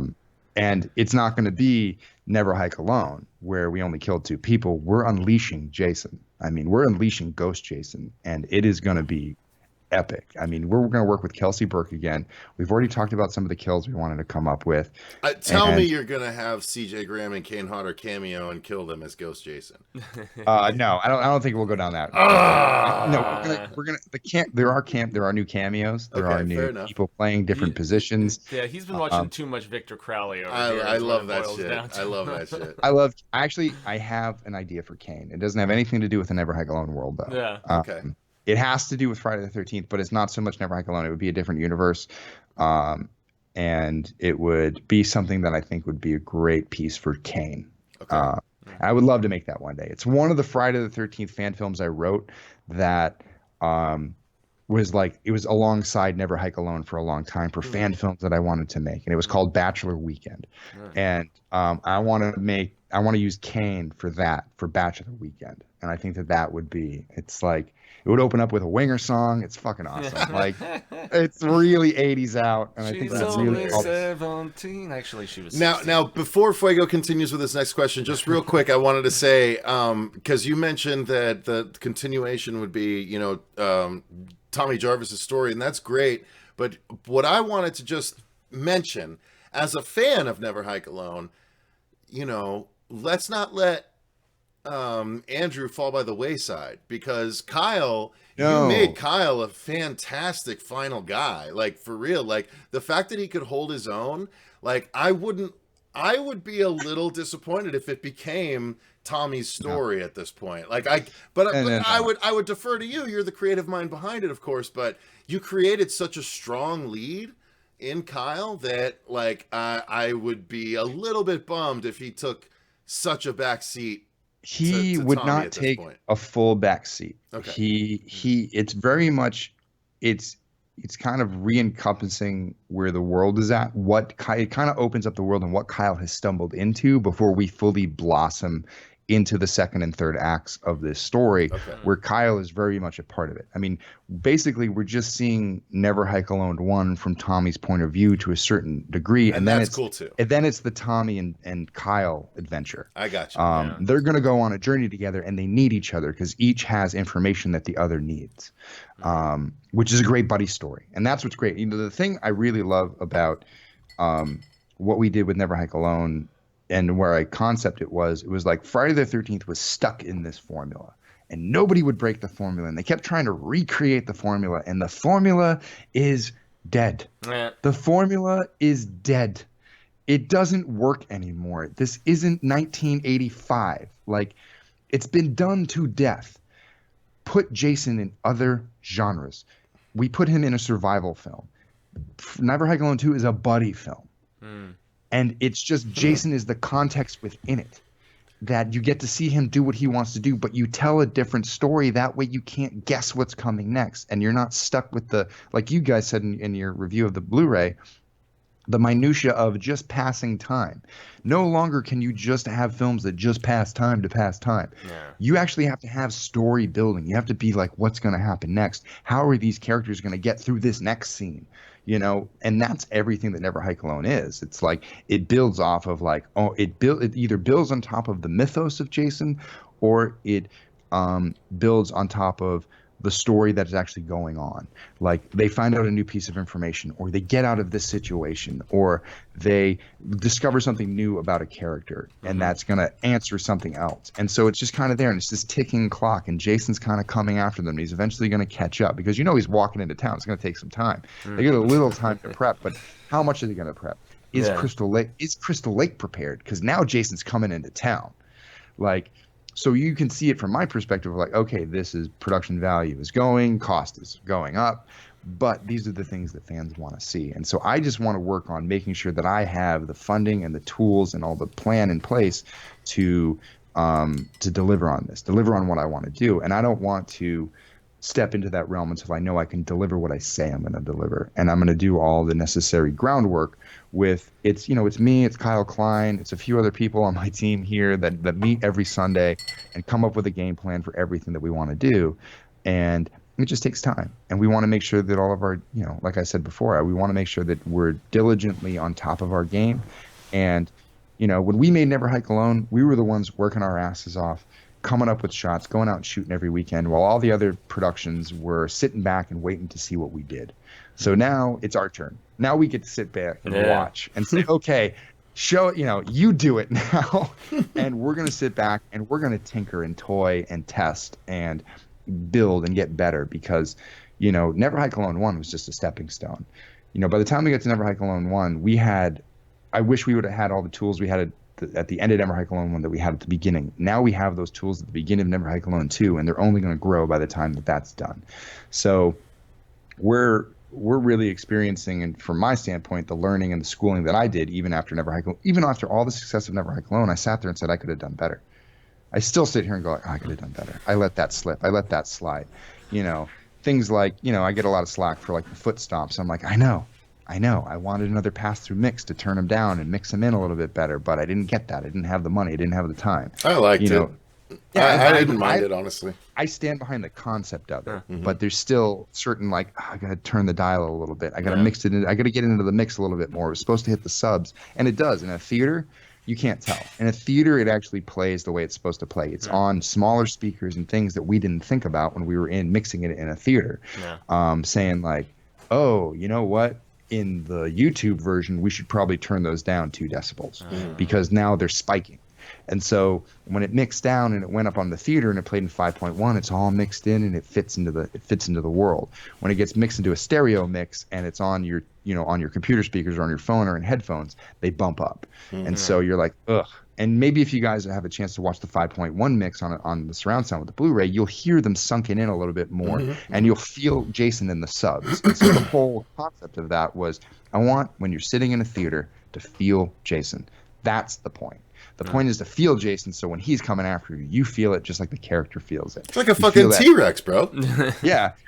For real, yeah. I mean, Um, I could see the water shaking when Yeah. Jason's coming after and Never Hike Exactly. Alone. You know what I mean? Yeah, but I Yeah, mean, so I think every artist always goes through that period of self reflection and analysis, even after you finally just put it out to the world and let everybody kind of take a peek at it. But I'm feeling you on the Cameron approach, man. Where if you're gonna do a sequel, it's got to be the Aliens, it's got to be the Terminator 2. It has to be, you know, bigger and better and more punch and more grandeur and everything, and also putting Jason into different scenarios. Hate to jump back to the MCU, but it's like Winter Soldier's successful because it's a spy film. You know, Ant-Man was successful because it put these superheroes in a heist film, and seeing Jason in a very different type of film is what made yours so good, in my opinion. And but I know we're starting to wrap up and get towards like kind of a lightning round in the last few things. But you know, Cecil and I totally geeked out when you told us your current day job and project that you're working on and stuff. Are you at liberty to discuss any of that? Do you have any interest just to give a heads up on that to the viewers? yeah, I mean, right now I work as a PA on a show called The Rookie, which is on ABC. You know, like I said before, I worked in the animation world, and I wanted Never Hike Alone. Before Never Hike Alone took off, my goal with Never Hike Alone was this is going to get me a job in live action, and it did. It got me several gigs working at like second AD and on the AD crews for several different shows and productions, and I finally got an opportunity to work on a high level show where I have to start from the ground up. They don't care that I did Never Hike Alone. If I go on the set and I say, hey, I did Never Hike Alone, they'll be like, good. Good for you. Yeah, we did. We made Emmy award winning shows, and we won Golden Globes and all this Yeah. stuff. That's good for you. You made a fan film. We have Nathan Fillion. Come on. Yeah, and so, but for me, I'm like a kid in a candy store. I'm going from the center of the circle to the furthest outer ring of the circle, and at that moment, kind of like what we're doing right now with the film, is I finally get to sit down and watch. I don't have to make decisions. I don't have to really push myself to the nth degree, although my job is difficult. You know, I know it doesn't sound difficult, but the job I have on set is very specific and requires a lot of attention and attention to detail. And when I finish that job and it's time to shoot and I get to step back and watch, I look at the production and I go through my checklist of like, oh, you know, we kind of did something like that when I was on set, but this is the way to do it. This is, you know, it's on the job training. Soak it all up like a sponge, man. Exactly. And so there's film schooling and there's on the job training, and there's a big difference. And you know, you can do great in school and you can go out and you can be great on the job, but there's still just hurdles that you just will never anticipate. And so those hurdles are making me a better filmmaker, and seeing the level of execution from the cast, from the camera, from the gaffing department, from the grip department, from production design to makeup and effects, and how efficient they are, and saying, okay, we're going to do this shot, and then we're going to change a character over, and they need to go into this uniform, and then we have to put this makeup on them, or we have to get this prop in there. Okay, we're going to do, you know, this big stunt. Talking with the stunt guy and saying, okay, what are you doing to prep this? And learning stuff. So when I go out and do my next feature, I've seen people at the now not AAA feature, but the major leagues execute on a daily basis and soak it up and soak it up and soak it up. That way, when I go to execute, I can think, okay, instead of running fog this way that we did it before, now I have a new way to do fog and run fog through a scene, and how to control it, and what things I should get, and what pieces of equipment are actually useful and what are not, and what I can get longevity out of. Knowing on set what everything costs is a big thing. So I see how much money they're spending every day, and I go, well, if I have some money, then I'm taking this piece of equipment, that piece of equipment, and that piece of equipment, and I'll do this shot, and that's all I need. Nice. And so it allows me to kind of retrofit it. So I feel like I'm kind of like, I've gone through my master's degree and now I'm in like PhD phase of like really just, you know, because at the end of the day, I want to be able to walk on a set like The Rookie one day and be a director and not feel like a greenhorn, not feel like an out of school film student who doesn't understand the dichotomy of a set, who doesn't understand that it's an ecology out there. There's different people out there with different views and opinions and daily lives and things that they're dealing with, and being able to feel like you can earn their trust. You know, I've had a few people come up to me when I say, like, 10 years ago, I was very shy about saying I wanted to be a director. Not any longer. When people ask me, what do you want to do? I say, I want to direct. And every one of them, a lot of people that I talk to about that, they look at me and they go, good for you. Like, you're doing it right. Like, you're coming out here. You're not just kind of waltzing in. You're actually taking the time to experience the set life and understand set life at the highest level, So when you go out there and you need to make decisions, you understand that if you're sitting there going, well, maybe we should shoot this a different way, that some dude is like trying to get home to his kid.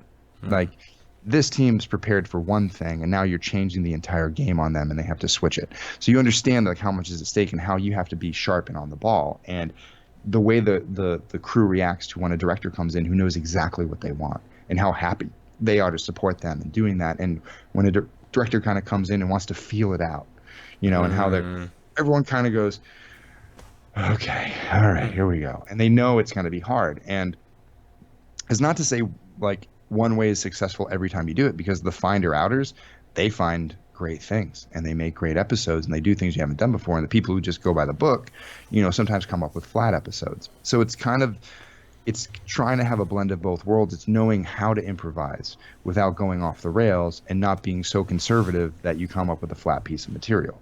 And and so everything that I've been really thinking of is really trying to get outside the box again and one up my own self and say, this is what a high-level production by Vincent DiSanti and Wampstown Films is going to look like when we start to get into the realms of after Pathosis. I have 2 original projects that I'm working on. One, I can't really talk about them right now, but 2 individual scripts that I'm working on, and saying that like, you can trust me with $750,000. You can trust me with $1.2 million. You can trust me with $5 million. I know how to spend it, and I know how to run a set. And I've been out there and I know what the stakes are. I know who's watching and I know who it's being made for. So just trust me with the money. Let me do what I need to do. Let me execute. Let me go home. And if you just give me some freedom, I'm going to walk home and I'm not going to cost you too much money. And I'm going to come in on budget. And I'm going to come in on time. And everyone's going to have a good time on set and feel like they've contributed to the process. And at the same time, when I turn around and say, this is the way we're going to do it, everyone's going to go, yeah, that's a good plan. Let's go that way. And that's what makes a good director. And I think that for me, there's no rush. I mean, I'm 35 years old, still relatively young. A lot of people direct into the breaking game very late in life. And I want to make sure that when I'm given that opportunity that I walk in on the most solid foundation that I can. And in the meantime, I'm going to have as much fun as possible. So yeah, doing some projects to show that I can do stuff outside of Jason, but I'm still very much dedicated to creating Ghost Jason content and running with that ball, because I feel like fans are there for it. And we have a lot of fun running with Ghost Jason. We have a lot of good theories in play, and we want to keep running with that ball down the field. Fair enough. Very nice. Gonna switch gears a little bit to a lightning round here. Okay, what this means is I want you to give me your first answer that comes to mind, whether it's ultimately your quote-unquote correct answer or not. I just want the first thing that comes to your mind when I ask these, okay? Okay. So, and then I want you to pick up the question that I skipped earlier. You know what I mean? We'll start that, yeah. Because it kind of leads into the next one. Okay. So, lightning round. Favorite horror icon? I think this one's pretty easy. Yeah. Jason Voorhees. Okay. Favorite horror movie? Ooh. Yeah. Favorite horror movie? Yeah. The first one that jumps to your mind. Jaws. Yes. Okay, good answer. Traumatized the hell out of both of us. Favorite horror weapon, whether it's iconic or just a straight weapon? The axe. Okay, fair enough. Simple but effective. And then favorite horror kill that you've seen off the top of your head? My favorite horror kill ever is Mark in Friday the 13th Part 2, machete to the face, wheelchair down the stairs. Nice. Which is the most, which was... You feel so bad. I was so like, how did they pull that? Like, did that dude really roll down the stairs with a machete in his face? That's insane. I was like, not even people in wheelchairs are safe. Although, and I'll be tied with Gage from Pet Sematary because that blew my mind. Are you excited about the remake? No. Oh, interesting. I don't understand where they go with it. Like, have you read the book? I have read the book. Okay, when to go and maybe it's really the only thing that they didn't incorporate and altered certain aspects of how the dead was raised and how they talked and stuff. I loved Starry Eyes, so I'm curious what those guys are gonna do. But I guess we'll see. We'll see. I'm like, okay, it's not the one that I'm really like. That I was like begging for Pet Sematary to be made. Yeah. I mean, it needed some updating, but Pet Sematary, I don't know. I just think you get the gist of it. Yeah. Now, Fuego's next question is going to be sort of an extension of the lightning round. Yeah. So just very brief thoughts on different subgenres of horror. Do you like the melding of science fiction and horror? Yeah, I love all the cross sections of it. I mean, horror, like I said, horror can branch out into any genre. Okay, so do you like You just torture porn then? Do you like, I mean, See, that's we want specifics because there's so many within the horror genre at this point that some people have, tendencies towards some and not tendencies towards others. So just I mean, we'll go through them real quick. yeah, so quickly, like love the first Saw, don't really care for the franchise, not a big fan of Hostel. So in torture yeah. porn, I don't mind the aspects of like pushing the gore element under the torture element. If it's just kind of, I talk about this in some panels too. If it's just like, what's the word? If they're just exploiting it, I lose interest, and I lose. If it's gratuitous, I'm just kind of I check out. Yeah, we mentioned Creature already, said that you like that. Obviously, Slasher. You said you Mm-hmm. don't like found footage. I'm not personally as fond of it unless something novel is done with that sort of approach. Is there a found footage, The one found footage I like is As Above, So Below. I thought they did a great underrated. job of they did a great job of cinematography in that film. Oh yeah, the cameras are catacombs and used really, everything. it's not just and it's not just a camera set up in the corner of a room for 4 hours and having to sit through the same angle. I mean, it's a well-told story. The way that they position some of the characters, I thought that. I mean, the movie is okay, but I thought as far as like a found footage, that and Troll Hunters are the two that I'm really like, yeah, those are good. I mean, because Troll Hunters is kind of like Spinal Tap for troll hunting. It's kind of cool. See, I would 211. point to two others as well. I would point to I like the Pyramid. no, not Pyramid, actually. No, I would point to the vampire one that we watched where the guy goes to Europe with his friend, gets bit by a girl, and slowly starts to turn into a vampire as they're vlogging their trip. That was done really well. I thought you were going to say What We Do in the Shadows. I'm No, like, I was that's gonna say Spinal Tap, I like vampires, man. Come on. Evidence is a fantastic one, starring the main guy from True Blood. Where basically what happens is it starts off with a very swordfish-like shot where the camera crests a hill and you see a crime scene frozen in time as you see like people picking, cops picking up bits and stuff of body parts and stuff like that. And so the main character from True Blood, Bill was his name in the show. I can't think of his name off the top of my head. But anyway, he plays the main cop, the investigator. So that all is done as a main movie where they take the cameras that they find at the crime scene and they start reviewing the footage. And so as they review the footage, then they go into the found footage and they can pop back out to get the people in the crime scene room, like their reactions and shit. I was like, that's a creative use of found footage right there. Yes. So yeah, stuff like that I really liked. I thought Barry Levinson's The Bay was actually pretty. Yeah, The Bay was also a really good one. Yeah. Well, I mean, I haven't seen those, so I'll go check those out. But for the most part, like just the.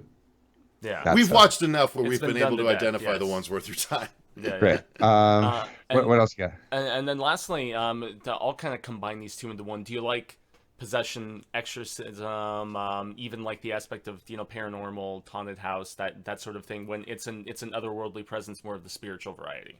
Yeah, so I'm more of like Exorcist 3 is better than the original Exorcist. I love Amityville 2 is better than the original Amityville. I love that stuff. I love possession stuff. I'm a big fan of like Exorcism of Emily Rose. That was a big kind of inspiring film when I was in college. I liked the way that film kind of a courtroom versus like, was she really possessed or not? And some of the things they did, and the girl from Dexter, and she's just screaming at her boyfriend. Jennifer Carpenter, so good. Yeah, she's a babe. Great performance by Jennifer Carpenter.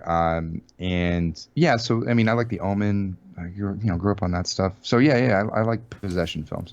Not The Omen with Sam Neill or whatever. What was that, 2 or 3 or something? That was like 4. Or three. Yeah. 3. I like the whole Omen. I like the arc. I like that it told like a complete arc. You never really get into it. You don't it was things I didn't realize as a kid because I always saw The Omen. I never saw The Omen 2 and 3 on my shelf. So later in life, I discovered those. Is there any 2019 horror that you're excited about? Because here's the thing, we got a Child's Play reboot, we got a Grudge reboot, we Jacob's got Ladder. It Chapter 2, Jacob's Ladder reboot, Pet Sematary reboot, and hey, yes, I'm going with a lot of reboots, but that's what we're getting this year. It's I mean, season. We'll see. I'm a big fan of Godzilla, so I'm pumped about Godzilla King coming of the out. Monsters looks dope. Yeah, It Chapter 2, I'm excited. I mean, I liked the first It, although I felt that I prefer the way the book tells the story, jumping back and forth. You're congruent through both timelines as you go, and removing the adult element out of the kids element kind of, I don't know, it felt like the movie was missing something. Which for is me, interesting, just because for that's me. what this new one is going to actually do, the jumping back and forth, Yeah, because they so film that- stuff with the kids and the adults. So Yeah, so I think that's going to be, I think it's going to be better than the first one. So I'm really looking forward to that one. I mean, Pet Sematary, obviously I'm going to be there. The Child's Play, obviously I'm going to be there. But I'm really wondering what the hell they're doing with that. I'm really excited about the TV show that they want to do, the Critters TV show that they want to do. Yes, Critters. Killer Clowns TV Killer show. Clowns. Killer Clown. You signed me up. Yes. I'm a big Killer Clowns fan. Love I saw the clowns. VHS. And I mean, Sci-Fi is clearing room with canceling Channel Zero for these new shows that are coming, which is kind of a bummer. But Yeah, I mean, there was so much great horror in 2018. I mean, like, I was really impressed with Netflix and what they did. They did The Apostle, they did The Ritual, Bird Box. and they did Hold the Dark. We're all kind of like different stuff, thriller to horror. I really like that stuff. I mean, obviously they did a big hit with Bird Box, which was what it was. I wasn't a fan, but The Happening it with is what it is. blindfolds. Yeah. Which, you know, Exactly. the thing was that I expected Bird Box to be a complete shit show, and the fact that it was as well acted as it was, I well, was the kind of like, cast I like hanging out alone, with these people. I mean, Yeah. And then for me, it just ran out of steam at the end, where like all of a sudden, oh, I tripped and fell, now I can't find boy and girl. Like, Mother Mayhem brought up, we had Hill House this year too. Did you watch the loved Haunting of Hill House. Fantastic, Loved right? Hill House. Little tear dropped out of my eye at oh, the end. dude, Like, episode 5, man. Shit. yeah, just really good, solid work. As a director, how did you Upgrade. feel? Oh yeah, I was gonna say, well, as a director, how did you feel about some of these? I mean, first off, there was the episode of Hill House that was, I think, 5 shots for the whole Those tracking episode. shots were amazing. And then yes, where you just Hereditary. followed, I mean, followed. Hereditary was made by a first-time director. Like, Well, I mean, he was a very accomplished short film director, had a lot of connections, very good DP that he's worked with multiple times. That was somebody who had grown up, who was grown up very well, who got a very good very well taught kid with a lot of talent, came out and made that movie. And so, like, He even has though his he's a second first-time film about to director, come. he's done his homework, he's done the right steps, he's taken he had the advancement of going to the right film school, of having the right lineage, of having all the things work for him, different direction for him, and we're gonna see a lot of good stuff out of him. Very good mind. It's not a film for everybody. I mean, I saw Mandy, which I was like, it's a love-hate. I love loved the it. visuals. love the back I love half. the- First half's a little slow. It was kind of, it was more visual than it was story. It's a little on the masturbatory side, but I loved it because A little of it. bit, so. yeah. But I mean, when it started to get to the visuals of like the stutter images of like him like vibrating in space and the reds, and I mean a lot of that stuff. If I had the money, that's what the end of Never Hike Alone would have looked like. Like all the red stuff with the vibrating and like him like being over it and really ghostly. And I was like, yes, that's what I wanted. I can't afford that. Like, so. And that's also a director that comes from lineage and opportunity and connection and stuff like that because of his father doing Tombstone and things like that. So Yeah, but I think ultimately for me, I think Upgrade was my favorite film of 2018 because Linnell did such a good job. it was just a fun movie, and I didn't like Hereditary scarred me. I was like, I didn't know what to do. And I walked out of it, I'm like, oh my God, I can't believe. Like, okay, that's what that movie was about. With Upgrade, I kind of went in wanting something, and I got what I wanted, and it twisted and turned in the best ways possible and delivered on the action. You got the Venom movie we all deserved. Yeah. And, It was a And love I letter to Verhoeven, man, which is why I loved it so much. and I think Ritual was the other one too, which was like Gareth Edwards. Is it Gareth Edwards?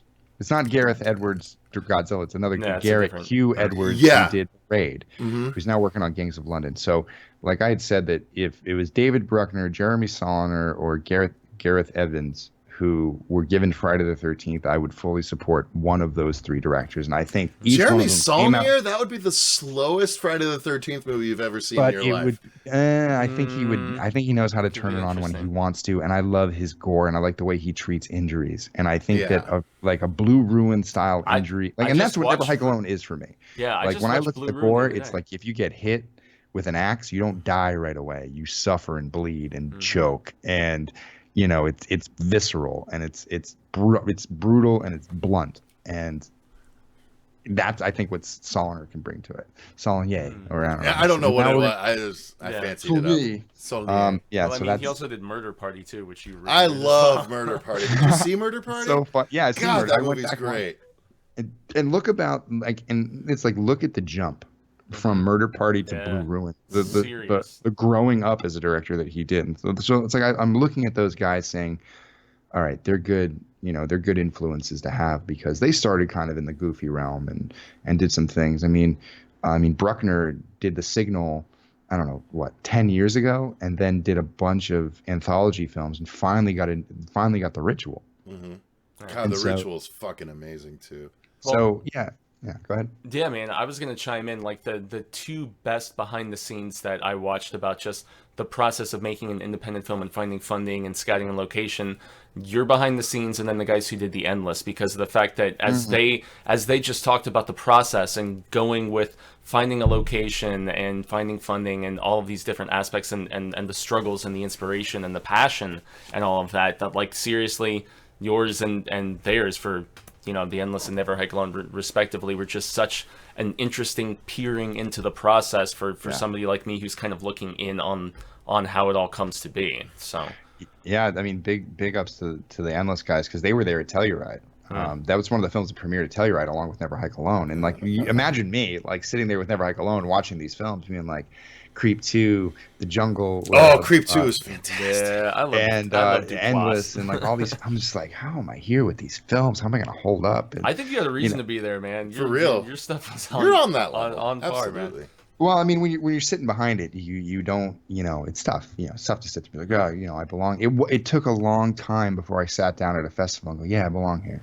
Like, I'm glad I'm here. Yeah. Yeah, I think one of my favorite sayings that I've heard is from one of my favorite filmmakers, Kevin Smith, and it's that you have to maintain a reasonable amount of unreasonability.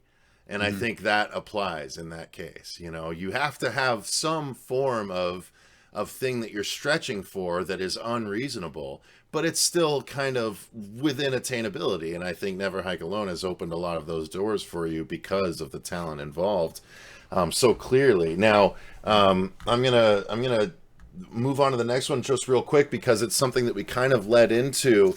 We don't have too many more here, Vince. I don't want to take up too much of your time. No, you're good. But if there was a horror series, not Friday the 13th, that you could take over creatively,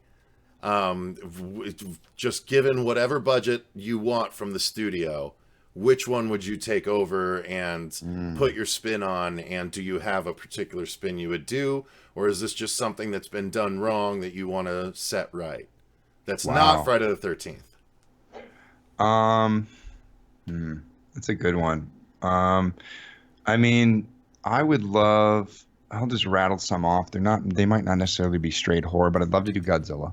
Not that they're doing anything wrong, but I mean, if they're going to reboot it in Toho, let me get this straight. I would love to make a Toho produced Godzilla film. A rubber suit Godzilla film. A rubber suit Godzilla film. I would definitely make a rubber suit Godzilla film. I would love to do Critters. Yes. I think my years in animation taught me how to deal with characters like that, and so I would bring like a version of Critters I don't think anybody's ever seen before. A lot more personality. I'd really take advantage of the subtitles. Nice. Really mess with them. Yes. I would love to do that, and I'd love to do a Predator film. Love to do a Predator. I want to do a Predator like game. Same thing. Not a Predator film set on Earth, but a Predator film about predators on a predator adventure.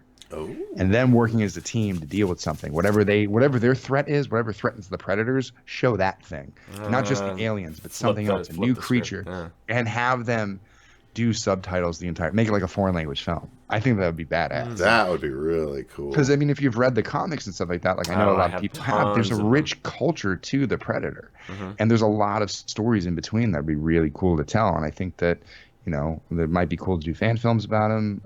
Obviously, that's another level of production value that you got to go through. And they've done a few. There was the one where it was in medieval times, if I remember correctly. Well, someone that one's good. Really early. Oh, I haven't watched that yet. Actually, is that worth it? Predator Dark Times or whatever. It's not bad. Dark Age. Yeah, Dark Ages. Yeah, one of the best. Just for the production value alone. One of the best and earliest fan films that I can remember from like 15 years ago was Batman Predator. Which is such a good comic book. So good. That and the Batman Superman trailer that they made, as well as the Grayson trailer that they made back in the day. Like, these were some really kick-ass fan films like 15 years ago, before people were like kind of like they were such outliers, because they were like, wait, can you do this? you know, I have and all then those you know, crossover comics, dude. Batman, it's so cool. Superman, Alien, All Predator, that all shit, yeah. intermingling, and You have another one, right, Fuego? they're so good. Well, yeah, we have just a couple left. Okay, so what do we need more or less of here in just the current state of horror? What is a trend that you see just being, you know, beaten like a red-headed dead horse versus something that is not really given its due attention and, you know, needs to be maybe developed a little bit more so? You know, I think that horror's doing pretty good right now. Yeah, this year's got a lot of remakes, but if you get what we haven't had before that we have now is this wonderful independent circuit of films that we can now access. They no longer have to come out in the theater. We no longer have to wait for home video. We can access them anytime we want. And after doing the festival circuit for a few years and being out there, there's a lot of great films. And there's a lot of great filmmakers. And it's more of just getting the underground filmmakers seen and you know, going to film festivals. I would say anything. I would just tell horror fans, if they love big blockbuster horror stuff that's going to come out to the theater and they're going to support the Grudge remake and the Child's Play remake, make sure that when you have a local horror film festival that you go to that and you support it, and you go and you buy a ticket and you go to as many screenings as you can and you talk to those filmmakers, because they're going to be on Netflix one day and they're going to be the ones who are making stuff one day. But that's where they get started, and there's a lot of great ideas and like people thinking outside the box from different levels of production values. You know, there's you know, like at Nightmares Film Fest, there was a lot of stuff this year, like The Final Interview, and I saw Camp Death 3 in 2D, which is friggin' hilarious. So there's a lot of stuff that's like, because the like you were going before, the horror genre is split up into several fractures. But if you want to go and see a taste of everything, you go to a film festival. And yeah, I think if anything, what studios need to do is get off their asses and make a brand new Friday the 13th that's in the theater. That's what needs to happen. All these other, I mean, hopefully we'll see a slasher revival. That would be pretty cool. Well, after Halloween, how could we not? Yeah. You know. I know. So we'll see that. But I think the Friday the 13th rights issues are the problem now. That has to give some motivation to figure whatever it out. happens, just when they do it, stop fucking it up. Just stop it. Like, just stop thinking too hard. Stop, like, just give us a movie that's awesome and talk to the fans and listen to the fans, because it's very evident what they want. There's a lot of different things you can do. And I will just say right now that the script that they were going to make in 2017, thank God they canceled it. Really? I love Prisoners, The found footage man. one, you mean? Ah. Yeah, I read that script and holy shit. Really? You did? Oh. What was that? Was it that bad, huh? Prisoners It was is amazing all over too. the place. And that guy Jason hasn't written a lot Voorhees- of stuff. Huh. Jason Voorhees didn't show up till page 67. Oh no, you can't wait an hour and 10 minutes before you show Jason. And they hamstrung Eliason, and then Pamela's in it, and they broke up the entire, like, don't touch the heard about the original. Elias Don't thing, huh? retell the original. Leave the original alone. It's untouchable. Retell Like, Jason. it's very simple. Jason died as a boy, and he came back when his mother died to avenge her death. That's it. Tell that story and then build on top of it and build on top of the world. If you start retconning stuff and you start trying to erase things, things are going to fall apart. Just keep it simple. So Now, And- I do have to say, and I hope you saw this one, but one of the best homages to Jason that was in a horror comedy that was independent that we've seen in recent years was The Final Girls. Yes. Did you see The Final Girls? I saw The Final Girls. I saw it at second screening at the Stanley Film Festival in 2015. God, that movie was fucking great. Mm-hmm. I And love Thomas Middleditch too. Yep, and so that film was done with a lot of heart. It had a really good. It played on the tropes, you know, so it made fun of the tropes. But you know, I got to talk to Strauss Clausen, the director, after the film, and I said one thing that he did that you don't see in a lot of horror films is he actually had a very bright and punchy color palette. Yeah. Bright greens, bright colored cabins. You know, the scene at the end, he's got a purple, you know, fill with all the haze and all the stuff that was like electric and bright and vibrant. He was like, yeah, you know, I watched all these films and like I was kind of a big slasher film, but like I always thought that they weren't bright enough. They weren't bold enough. And I thought that he brought that, which is really That cool. saturation, baby. And like if you look at Friday the 13th 2009, it's the exact opposite of that. It's gritty, it's dark, there's no color palette, everything's orange and black. That's what all the Platinum Dune shit looks like, though, man. I mean, you know, it's their. Yeah, I felt it was too much like Texas Chainsaw, and which they also did, right? Yeah, which I actually like I feel like if they fit the mold of a good Texas Chainsaw Massacre. I just felt when it was Friday the 13th, it was so on the surface Friday the 13th, but not in its heart Friday the 13th, that it for me, it didn't resonate with me as a fan. It's the only Friday the 13th film that I can't watch from beginning to end without having to turn it off and walk away and then watch it at another time. I can watch the back half of the film in one swig, or I can watch the front half of the film in one swig. But once I get to the middle and I got to deal with those characters, I'm just like, ugh. And then there's just decisions that Jason make that don't make any sense, that they just kind of go into the realm of like, you're falling into the old tropes again. You're not creating a smart movie. You're treating me like an idiot, and I don't like being treated like an idiot.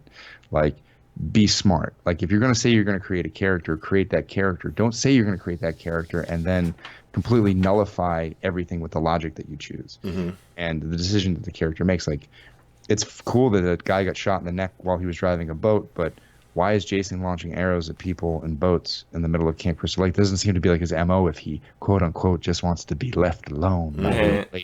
You know, it's like Jason seems to be picking a fight rather than letting characters wander into his work. Like, I like the Bruckner version of it. I don't know if you guys read the Bruckner script. The Bruckner script was imagine this scene. The kids get into boats in the middle of the night on a foggy lake and go across the lake with flashlights and land at the original Camp Crystal Lake, get off, explore it.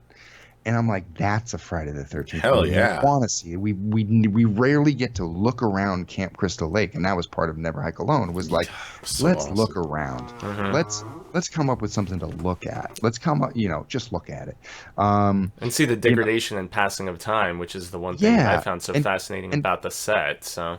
And connect it to the past and have things that make it feel like people were there. Don't put Jason on a headboard and expect that to fulfill my Friday the 13th nerdom. Like, that doesn't fulfill anything. It actually makes me go, wait, at one point did Pamela make enough money to afford a Jason headboard? And if they're only there for the summer, why does he have his own bed? It doesn't make sense. And so there were things like that. It was just like little things. It was like, oh, this just feels contrived. It doesn't feel natural. It doesn't feel like a progression of where I think the story can go. And it was actually a big influence in me going, if I was going to make a Friday the 13th film, it would be like this. And those thoughts blossomed into Never Hike Alone.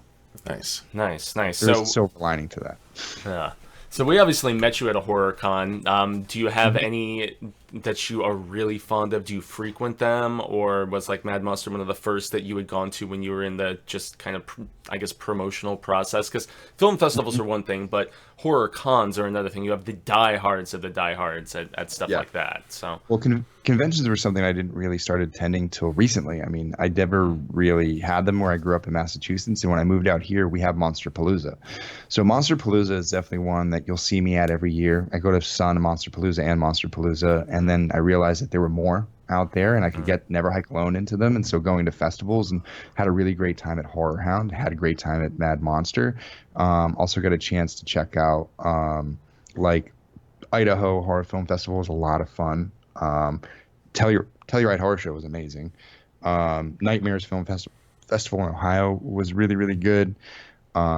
Crypticon Seattle I got to do. So, Crypticon, which is a big brand name. I haven't had a chance to do a Days of the Dead yet, which would be a lot of fun. I'd love to do a Texas Frightmare, New Jersey Horror Con, some of the bigger ones, and kind of get it. But it's been a lot of fun going out there and meeting horror fans and getting, an idea of what that circuit is like and what fans expect and what they like to see at the conventions. And, just having an opportunity to share Never Hike Alone at some of those conventions was great.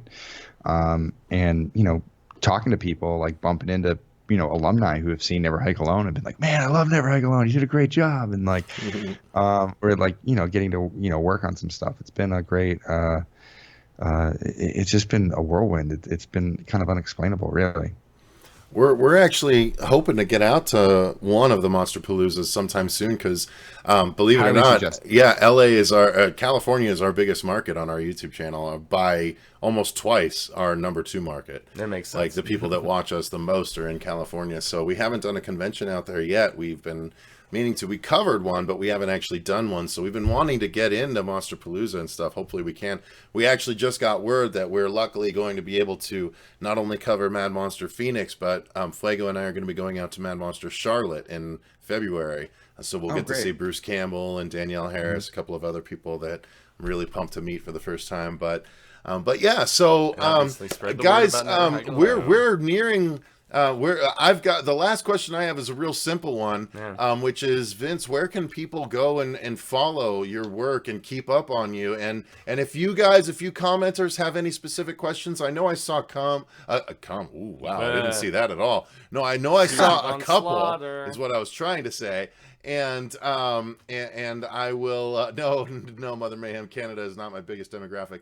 But I will find those couple questions real quick. But if you guys have any specific questions for Vince, he's been kind enough to give us almost 2 hours now, so let's not draw it out too long here. Okay. No, Blue was up from Cemetery Dance. Oh, Blue. Okay, go ahead. Blue from Cemetery Dance. Go ahead, Fuego. Yeah, so I'm not sure if you're familiar with Cemetery Dance, Vince, but they do an immense amount of deluxe horror releases. They also have a magazine that they release. They're based back east, kind of in your old neck of the woods and stuff. They've done some great anniversary stuff of it and so on. But he asks, how do you deal with rights issues when releasing these movies? And I'm sure there's a lot of people curious about that. I mean, the short answer is nonprofit. It's got to go into the production. As long as you just pay for your production and you're not out there, selling it for profit, you're fine. We definitely took a risk doing a Blu-ray, but the Blu-ray was all pre-funded, so it was pre-purchased. So every disc we made was kind of pre-purchased for the production value of it. So I had to figure out how much it was going to cost to run the production, and then did it just like I did that. So it was pretty much funded the same way. And you can use charities are a good way to offshoot extra cash that you have. Like we're still building our donation funds because we have leftover Blu-rays. And I was like, I'm not going to do several. I'm just going to do one, and we're going to get it out of the way. And so when I ordered Blu-rays, we had so many Blu-rays, and of course I ordered some for safety, and thank God I did, because we lost almost 60 to 70 Blu-rays to damage, just lost, and all these different things. Yeah. Out of 1750, that's a lot. United States Postal Service sucks. Yeah, crushed, cases that were crushed, discs that were lost, stuff that was stolen. Wow. So, we wanted to make sure that everybody got what they wanted. And so I said at the end, whatever I had left over, I would put on the market. So we put that on the market. I actually do somewhat own the rights to the Ghost Jason mask because it's different than the traditional Friday the 13th mask. So I'm able to, we sculpt or die. If you email us at contact at wompstompfilms.com and you request a Ghost Hawk, you go onto the wait list. We'll put you on there. We'll make a Ghost Hawk for you. He's making note right now. We're taking a tally. I mean, we have a long wait list for Blu-rays, and we only have 100. And the list is much longer than that, so we're weighing another Blu-ray campaign. But, it's just you got to make sure that you're out there doing it for the right reasons. You're transparent with what you do, and you'll get away with it. Friday the 13th seemed to be very lenient. I've seen a lot of fan films get away with a lot, so they seem to not care. So kind of just push the boundaries, see what goes. There are other things like Star Trek and Star Wars. The whole Vader ordeal recently, right? And it's damn. Yeah, so you have to just watch your step and anticipate to be shut down at any moment, but as long as you anticipate that and you just pick a good path and stick to it, you probably get away with it. Cool. So we have another fan question, and it's from Bloodsport1 asking, what kind of cameras did you use? I'm guessing maybe a variety, or I'm not sure. It was a red. Yeah, there was a lot. Yeah, we had a Red Epic and a Panasonic Vericam. Those were our main cameras. We also shot with a GoPro Hero 4 Black at the time. That was the top one. And then we had a Phantom DJI Phantom Pro 3 Advanced, the 4K version. We also shot a little bit with the Sony A7S II. Wow. That's a good low light camera, I hear. And so is the Panasonic Vericam. So the A7S II, I believe, shoots native 2500 ISO, which was great. But the Panasonic Vericam shot at 5,000 ISO. So the whole head crushing scene, we were able to shoot native at 5,000. It was 4 o'clock in the morning, 5 o'clock in the morning, it looked like bright daylight. Yeah, dude. It was pitch black. I mean, it was pitch black. Wow, Dang. what a camera! Holy shit, I want Yeah, one. so that was a great camera to shoot with. That's got to be like a almost $10,000 camera or something. 35. Oh my god, it has to be more. I want one. Yeah, so is the Red Epic. The Red Epic's another $35,000 camera. Nice. And luckily we met directors of photography who own their own equipment and I mean, a lot of what people do out in LA is that they buy cameras like they buy cars. They lease them. Yeah. And so you're out there as DP, and because you have a high level piece of equipment, you get hired for stuff and you shoot stuff. So I mean, Ben and Evan have been, shooting everything since we've closed. We've done the documentary, was shot by Ben Meredith, who's also in the documentary. Evan Butka I still work with. Chris and JD, who are still good friends of mine that we still want to work on stuff with them. And it's just camera's a big part of it, but you got to know what to do with it. Just because you own a Red doesn't mean you know exactly how to do anything. It's just a camera. It's just a body. You're the whether you're shooting with a DSLR or you're shooting with a Red or you're shooting with an ARRI.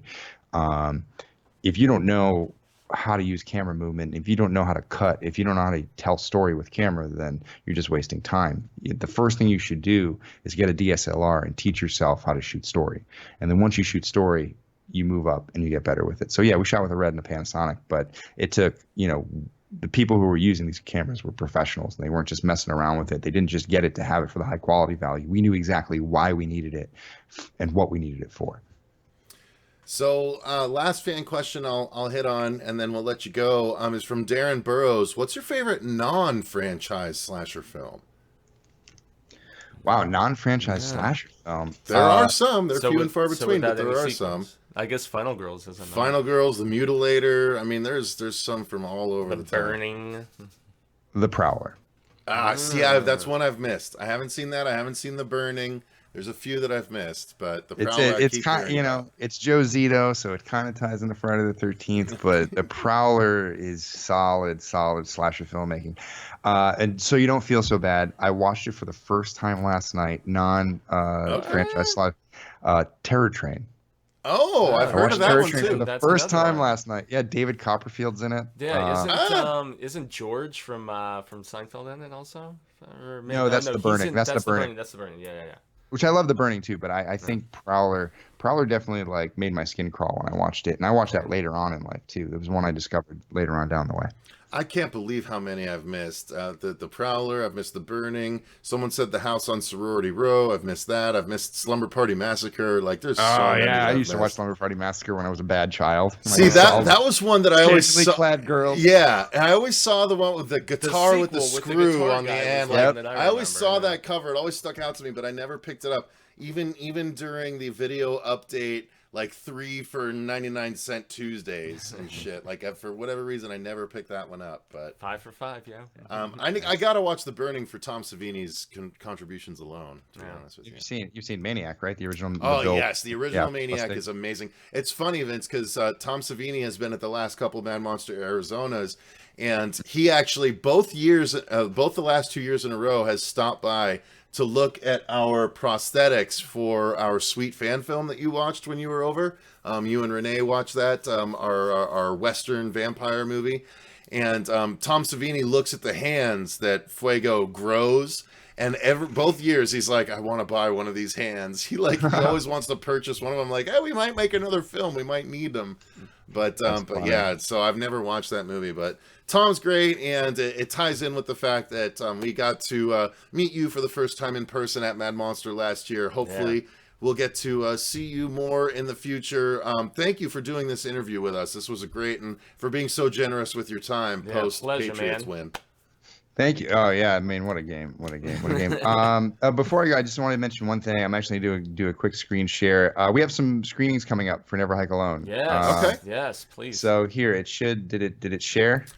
It did not. Let me see. It shared on Skype. Let me hang on. He can just dump it in. Let me see if I can do this. Hang on. So we got Salt City Horror Fest.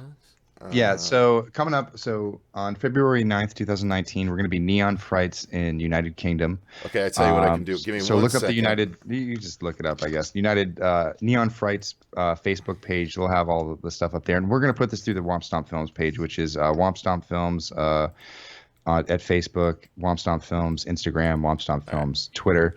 Contact at Womp Stomp Films and www.wompstompfilms.com. So we got Neon Frights February 9th. February 15th is Bloody Valentine's weekend in South Carolina. We're going to be Friday, February 15th. We're going to be opened up with What Metal Girls Are Into, a short comedic thriller by Lauren Vale, and then Never Hike Alone will play at 7:15. And then the following day, Saturday, September 16th, will be the Southern Horror Shorts block from the Southeast. And then the feature is Live Scream by director Michelle Inuantuno.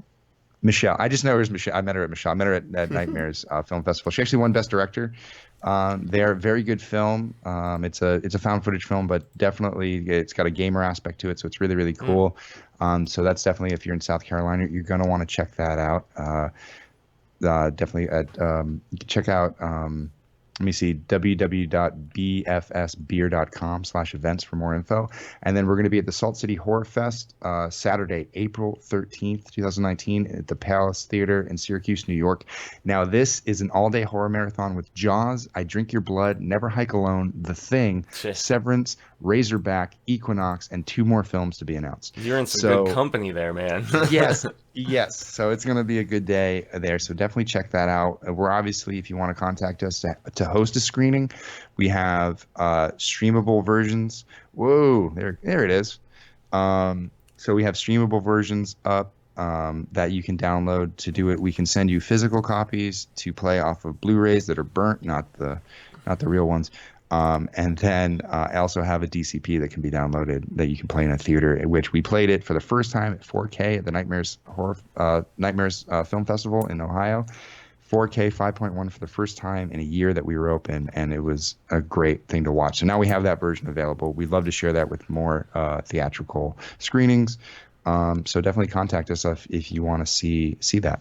That would be really cool. I actually have an idea for Fuego and I are going to be starting. All right, I'm gonna stop sharing. Yeah, no, okay, I'll switch it out. People got to see it, so I made. Good, yeah, I saw it pop up. Yeah, cool. I added it and made it big and everyone. Nice, so nice. we actually are going to be starting a regular showcase here with Terror TV, brought to you by Brain Damage Films, where we're going to be showcasing one of their movies and another movie on a double feature on Fridays. So I'll reach out and see if there's any way we could work out something to showcase Never Hike Alone. That'd be really great because they have a single theater that people would love to come see it on. So thank you very much, Vince, for taking the time to do this. This was a fantastic interview. And again, thank you for being so generous with your time. Man. We greatly appreciate it, sir. Of course, I'm happy to be here. Happy to talk to you guys. I mean, it was great meeting you at Mad Monster. I'm glad we've stayed in touch, since then. I mean, if the viewers don't know, I actually slept on Cecil's couch. I wasn't going to bring it up. Pull the curtain back. I wasn't going to bring it up.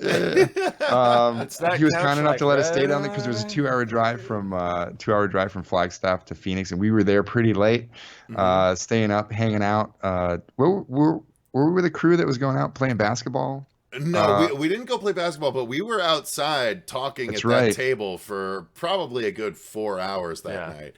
Just listening. We were just trying to listen and absorb everything you were telling us, to be honest with you. Yeah. It was me, Ronnie Hobbs from Friday the 13th The Game, and Larry Zerner playing one of those like arcade basketball games where you get the balls out and you shoot it up. Oh, really? And we were playing it out in front of that. It was like one of the greatest Friday the 13th experience I've ever had. That's hilarious. So we were hanging out there, and then you guys were hanging out front, and I bumped it because I remember you guys did a review, and I went up and I just said thanks because thanks to you, thanks to everybody, Killer Flicks, all of like the groups and everything. Like you guys are the fans that are spread it out. This is the reason why we've been able to do it. So I just wanted to show my appreciation and thank you guys for covering Never Hike Alone, all the Friday the 13th fan films, all the local horror. You're not only just looking at the big guys who are getting paid to do this. You're doing the people who do this out of the love of their hearts. So, and you guys do this out of the love of your heart. So thank you for putting in all the effort and putting on these shows every week and all the variety. I think fans should be really appreciative of everyone out there creating content because it's a lot of work. Oh, thank you for the kind words, man. Thank you very much. I'm tearing up over here. Honestly, that's very kind of you. Please, by all means, filter us any news about anything that you're working on that you want to share out. we'll happily feature it. We'll do a special news bite. We're gonna start to relaunch our news where we're doing the news the old way, where it's like more nightly news style. So we're gonna be trying that sometime soon. But honestly, there's something else I want to reach out to you about, which we'll talk about off camera, but or at least I'll send you a message about. But nonetheless, Vince, you're honestly, we've met a lot of people in the industry in our 5 years doing this show. Actually, we're beginning our 6th now, and next month. Congrats. You are, well, thank you. But you are what I would say is one of the good ones. You're really a kind person that has a fantastic, as my dad would put it, you have a great head on your shoulders. Where my dad's still around. So you know what you're doing. You are compassionate towards people. You are passionate. You're compassionate towards people. You're passionate about what you do. And honestly, that passionate combination is something that is not found in a lot of people. So thank you for that. And it's inspiring. Cool. And more so than just being grateful as Jason and entertainment fans. It's inspiring as wannabe filmmakers and people trying to do entertainment. So thank you for all that you do, even outside of just the filmmaking. I appreciate that, guys. Thanks. Word, man. All right, man. Well, thank you, viewers, for joining us. Thank you for hanging in there. If you've hung in the whole time, thank you for your questions and comments throughout the whole thing. Make sure you click the like button if you enjoyed the video, and subscribe if you want to see more stuff like this. We do interviews like this every now and again with film professionals. But until next time, thank you very much for joining us, and thank you to Mr. Vince DiSanti for joining us here today. And make sure you guys click the link. I put the Never Hike Alone and the Never Hike Alone best of down in the description box, and I will add any other link that Vince might want us to add after the interview. But thank you again, Vince. Yeah, go watch it right now. Yeah. Let's get up to 1 million plays this year. Indeed. So thank you guys very much for watching. Until next time, I've been Cecil Laird. Gracias, Jaime Fuego. And go ahead, Vince, say your name too. Vincent DiSanti. That straight from the horse's Vincente mouth. DiSanti. So anyone that interviews him in the future, get that shit right. And remember, stay scared.